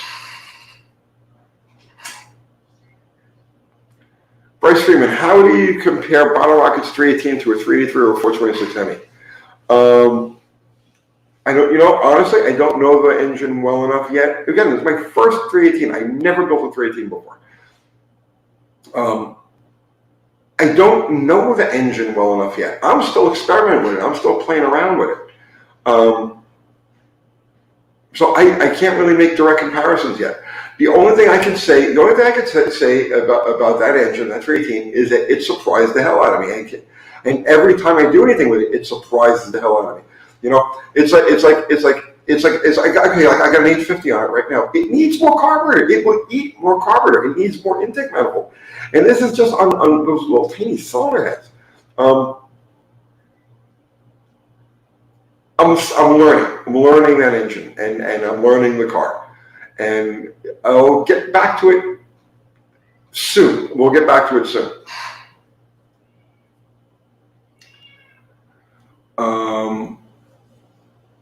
Let's see. Tony, you need your own 60-foot tracks, right, too, right?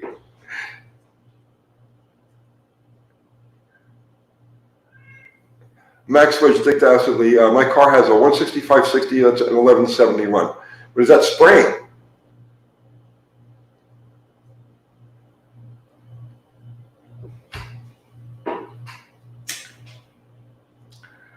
Danny Porter, any tips for a no-leak big block Mopar rear main seal install? I just put him in I just put him in. I don't do anything special with them.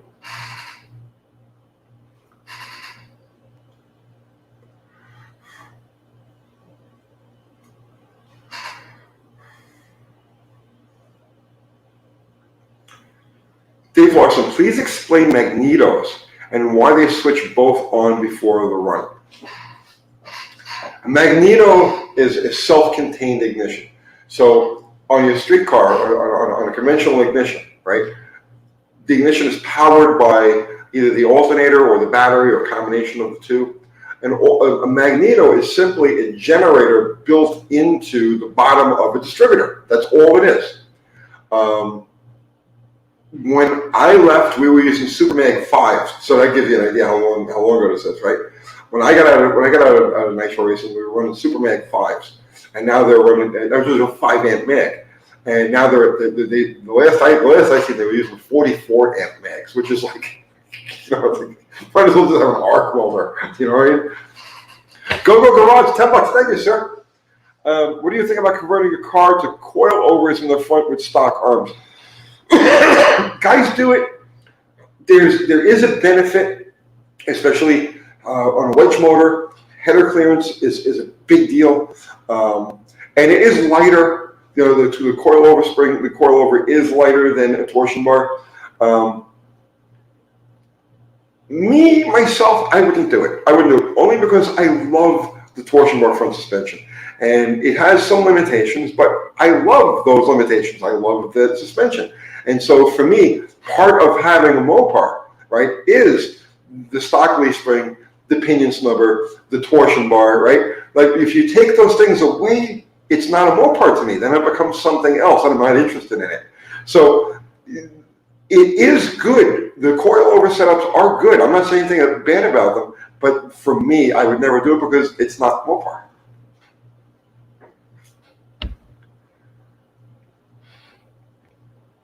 Caleb Brewer, what's happening, Caleb?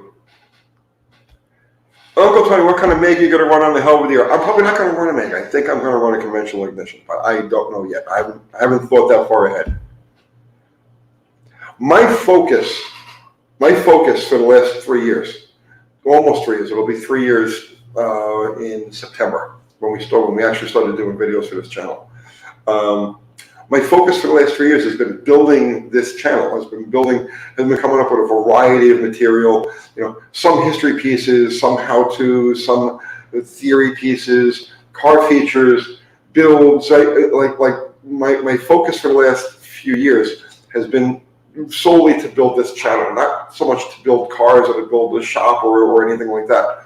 It's been to build the infrastructure of this channel so that I have a little bit of everything.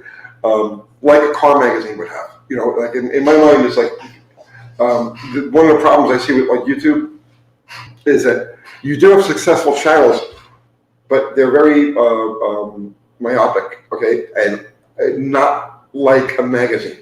I want Uncle Tony's Garage to be like a magazine. Like I don't want to be the one in front of the camera forever, right? I want other people doing things the same way. Like if you have I want to be the magazine editor, and I want to have other people who are this person will do this type of feature, that person will do that type of feature, and just exactly like a magazine. And that's the direction eventually this channel is going to take.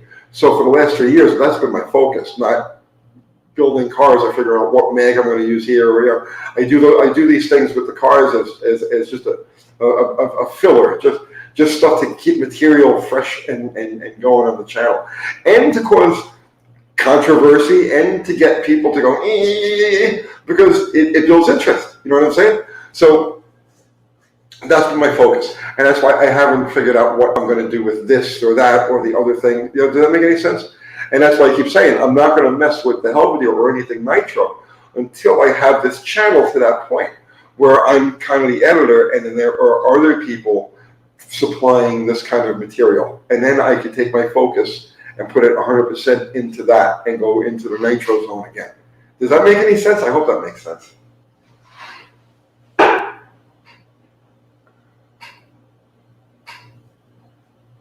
Polybun, I volunteered to be the forward look era guy. Dude, I'm doing something on the XNR. I haven't done a history piece in a long time, right? But I have a really, really cool 60s style street rod that we're going to do a feature on. Actually, I got to get a hold of him soon, but that'll be within the next week or so. But before I do that, I'm going to do something because it ties in. And you'll see what I mean. I'm going to do something. I want to do a major thing on the XNR. So and because the XNR actually has a lot of connections to our Miata. So yeah.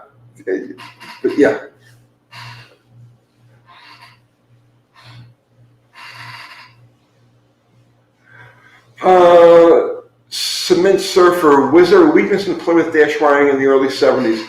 The bulkhead connector is a common trouble area. Dakota, what's happening? It's how time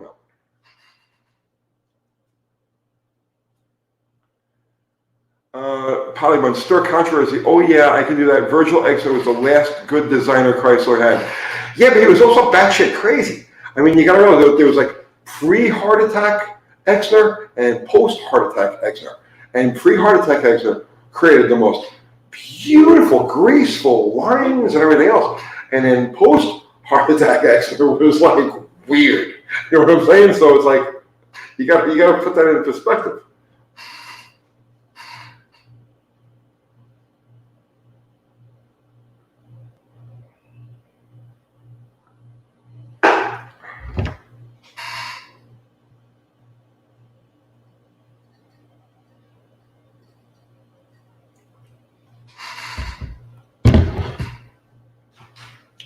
Is the blow on a nitro car for cylinder pressure or more for exhaust scavenging?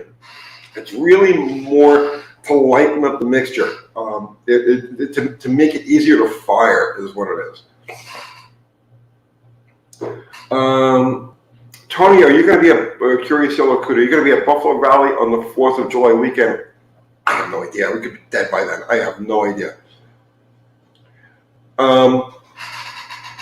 So I hate to give plans and set dates, right?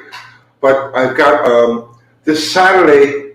We're definitely taking the Miata over to a charity event, a muscular dystrophy charity event in Lebanon, Tennessee. Here, the plan, hopefully, fingers crossed, is because I haven't touched Bottle Rocket. I've been focused only on the Miata because of this event.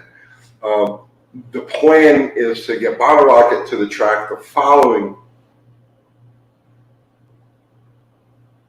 Oh, what happened here?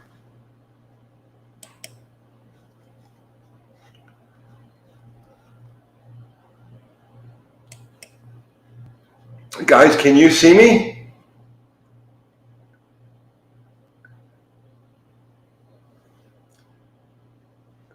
You lost visual. Can you hear me?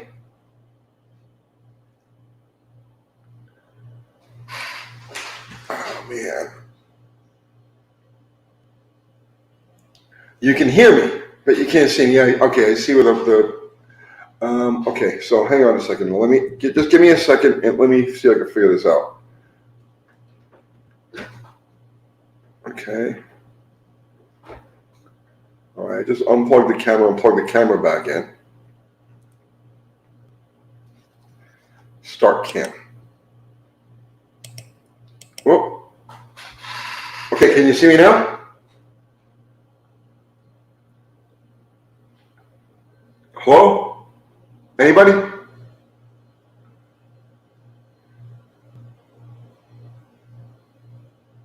Yes, there. Okay. Okay, we're back. Yeah. So anyway, I have not touched Bottle Rocket since we ran it at 318 Fest last month because I've just been on the Miata and like other things that we got going on.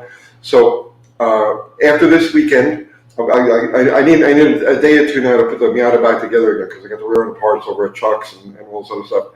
So then beginning next week, I got to take the front end part of Bottle Rocket. I got to swap the brakes over and do all of that stuff. And so hopefully within probably not next week. Okay, so this would be this weekend is the 19th. Right? The July, you know something? Okay, the July 4th weekend there is a possibility, not a definite, but it's a possibility. I'm going to try, but there's a possibility we'll have Bottle Rocket at Buffalo Valley the July 4th weekend. Possibility. I'm going to try. So we'll see what happens. And then right after that, Plan Z, because I got to get Plan Z ready for the, I got the tires. Tires are here. I got a set of Hoosiers for it. I got to get Plan Z ready for the Slant 6 event in Sikeston, Missouri on September 5th. So I want to get Bottle Rocket out at least one more time, at least one more time before the end of this year. And then I have to start working on Plan Z and get that ready for the event in Sikeston, Missouri.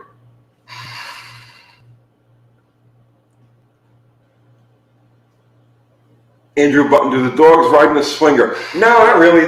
Usually when we take I see tomorrow's video, okay? Tomorrow's video.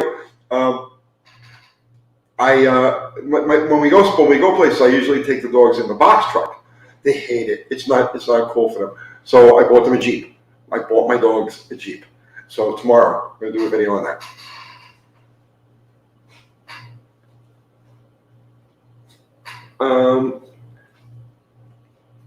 Matt Horvath, I still think the 61 Chrysler 300G or the New Yorker Coupe are the best looking cars ever built. However, the 63, 64s are just whacked. What about the 62s? Are you coming to Carlisle this year? I may swing through. I gotta bring a Hemi block up to Ray Barton's, and Ray is about an hour from there. I haven't seen Ray. I haven't talked to Ray in 25 years.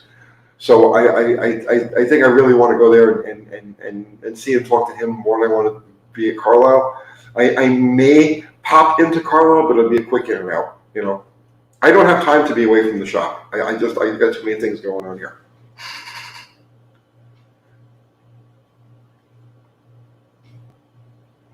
The 64 Polaric is beautiful, yes.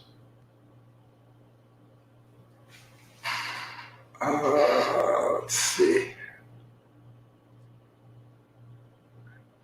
You want to see? You don't want to see the box truck run at the track next time, maybe. Do a vid with him. Do a vid with who? Ray Barton? Well, let me go talk to him. I mean, I don't know if he wants to do a video. I don't know how camera shy is. The last time I talked to him, like, it's like 25 years ago. He's a great guy. I know Ray Barton from like the middle 1980s when he was still in Canada.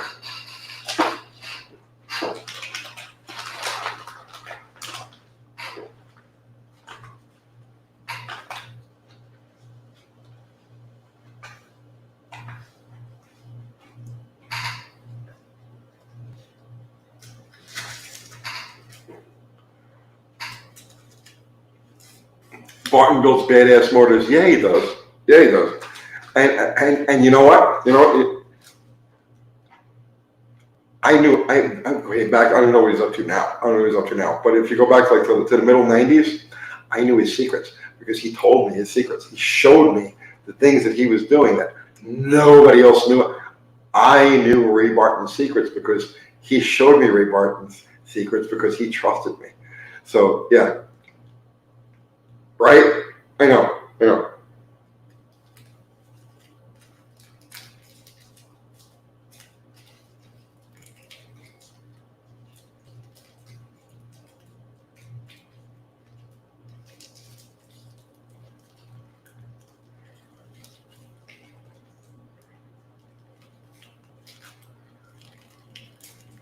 426 Hemi.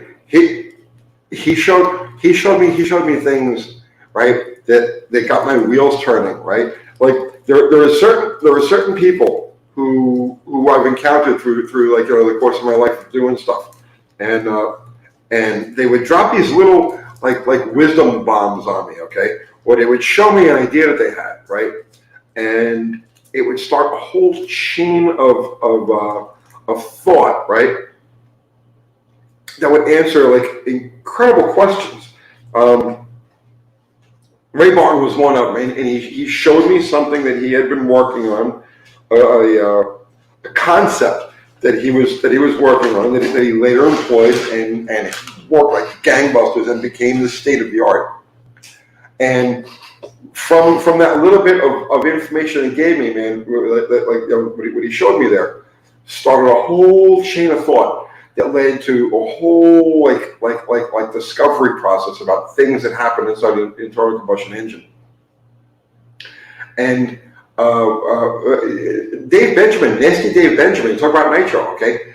He was another one. Dave Benjamin Dave Benjamin is one of those people, he hasn't had a lot of commercial success because he marches to the beat of his own drummer. Okay, this is one of our Nasty Dave Benjamin. He's been around forever. He runs Fuel Aldridge now, but he's done nostalgia funny cars. He's done regular funny cars. He's been around since the 70s. No, it was the late 60s actually. He hasn't had a lot of success because he's a low budget guy, and B, he marches to the beat of his own drummer. Okay, but he's the smartest Nitro guy I have ever met. I have ever talked to. He's dedicated his entire existence and all of his skin to Nitro. Okay, and he threw a couple of wisdom bones at me one time, and we were sitting in a hotel room, and like, you know, just like he just let some stuff fall out of his head, and I scooped it up and put it in mine, and it caused this whole right. I owe Nasty Dave Benjamin a huge debt of gratitude for the little things that he put in my head.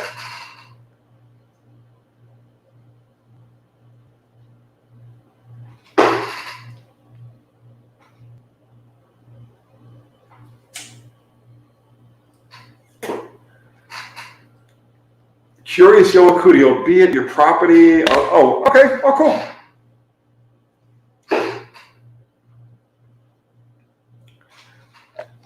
So you're hang on a second. Let me go back to that. Curious Yellow Cuda. Well, sorry, I didn't mean that. Wait. I'll be in Tennessee at my property for the 4th, 25 minutes south of Buffalo Valley. So you're in Smithville? Because we're Curious Yellow Cuda. We're starting to look for some farmland, and I like that Smithville area.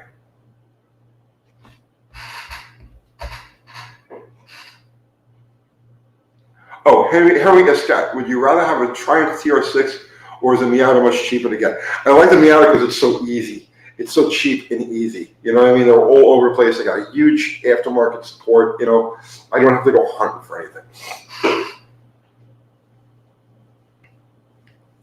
Unfinished project. You were surprised that the satellite was not quicker than it was. Yeah, me too, kind of. But again, it was just the first time, and we haven't played with them in anything. We just wanted to get them out there.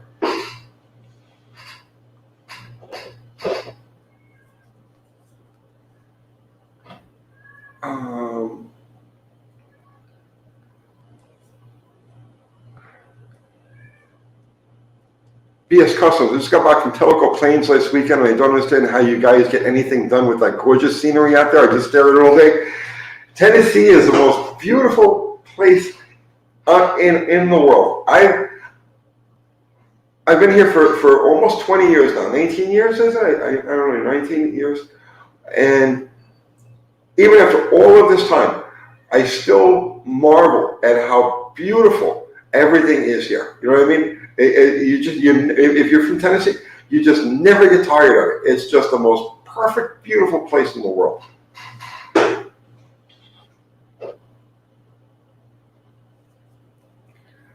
BS Customs, Tailor the Dragon. Yeah, I'm going to try. They have a Miata event at Tailor the Dragon. I want to try that.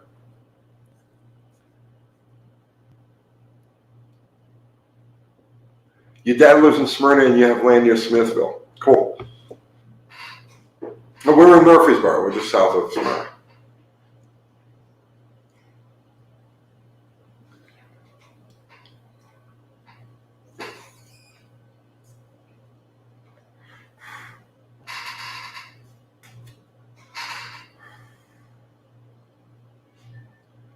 Wheels Through Time Museum. That's pretty far from that. That's about 300 miles. No, not 300.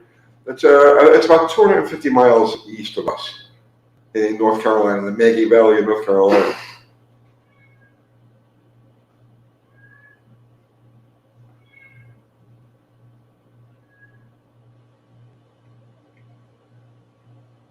The drive from Nashville to Knoxville is gorgeous. It is.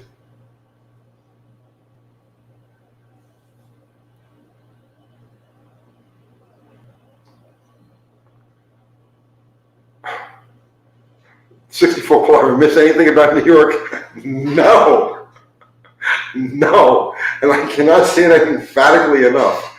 The very second I arrived in Tennessee as a resident, I never once looked back and said, "Oh, I wish I was." Never. No. I am so happy to be away from that place. Chucky Farley, the Power Nation Studios are somewhere near you, Tony. You ever speak to those guys? They're 20 miles west of us, 25 miles west of us in Franklin. And no, I have nothing to do with them, and I don't want to have anything to do with them.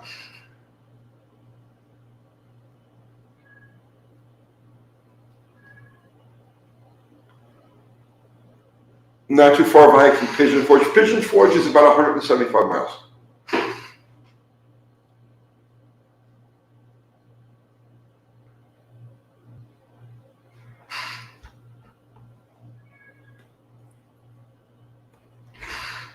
Don't you miss Con Edison? High taxes and regulations. I curse Con Edison. I curse everything, every system, every utility, I curse every organization that's tied to New York. right? Just.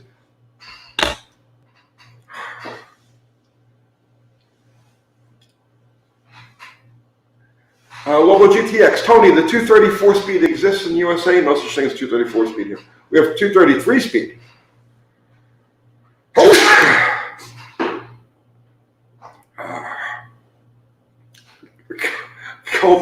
Cold hundreds think. I bought 2 shirts yesterday, hoping to help with the rain. Of course it does. Thank you. KY Mopar, did you ever go to Beach Bend Drifters? Many times.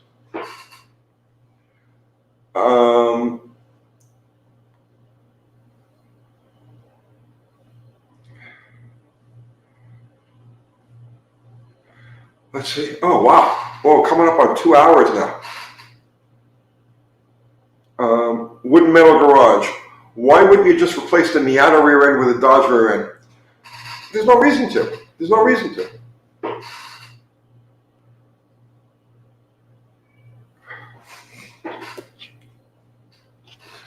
Chucky Farley, you've got to get out of those communist cities now. People now have the right to burn down your house with you in it in the name of protest. There's a lot of places that are unplugged, man. A lot of places that are just unplugged and unhinged, you know, and that's why, I mean, I moved to Tennessee 20 years ago because I saw the handwriting on the wall. I saw how things were going to go, and that's why I'm here.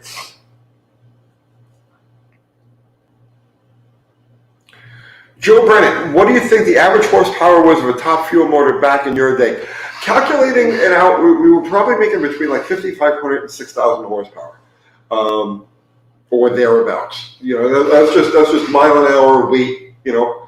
And then of course there's so much. The wing is the wind and downforce from the wing. There's an exponential horsepower drag to that. So if you try to calculate horsepower by weight and trap speed the way you would with a regular car, but then you switch over to the world of nitro cars where you got that kind of weight, that kind of resistance and downforce.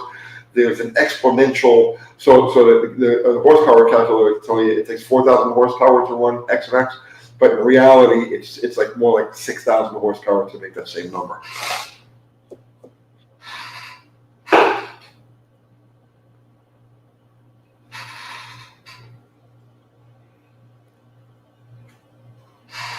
Polybun, man, you don't even know. They're lighting the fires right out in front of where I live some nights. I have to carry an AR in the trunk and a 45 my hip just to stay safe. Get out of there. Just get out. Kickadell, thank you, brother, man. So you don't burn down a shop and can afford a new exhaust panel to replace the factory crack one on the dog's like J. It's HO. It doesn't have a crack manifold. It's got like the split tube thing. Yeah, no, it's good.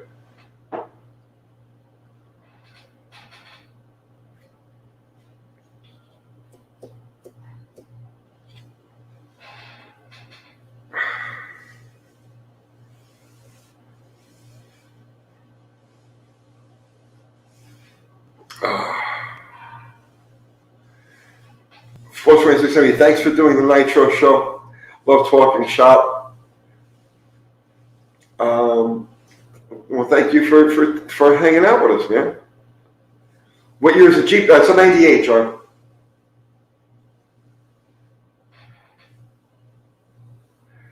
Take it though, the split tube with the expansion joints means it was replaced at one time. Okay, you know these things a lot better than I do.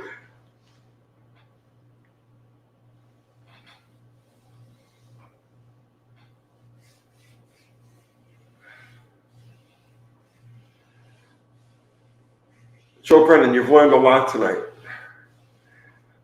Well, I mean, that's kind of what that's the goal with this channel. You know, I want to make sure that you anybody who stops in on this channel to drop it on one of our videos, whatever, they got to get something out of it. That's like, you know, we make sure that you got to get something out of it, right?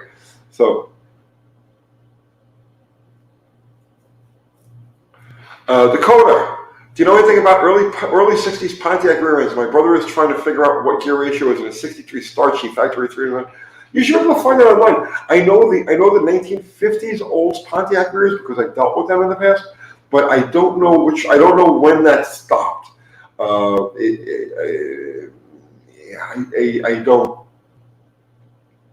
I don't know, Dakota.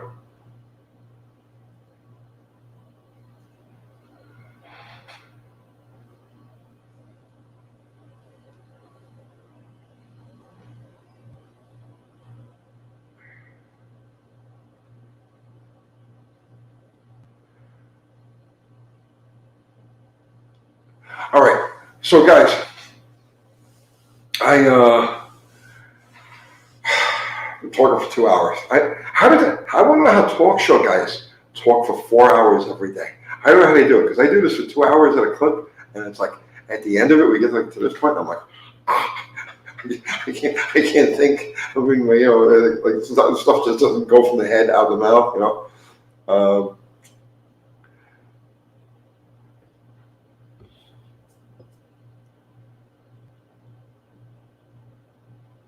Cocaine, that's how they do it.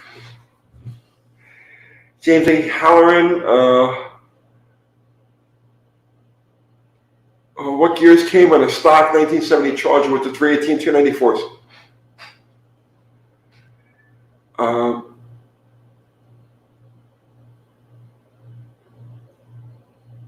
Yeah, so that's it, guys.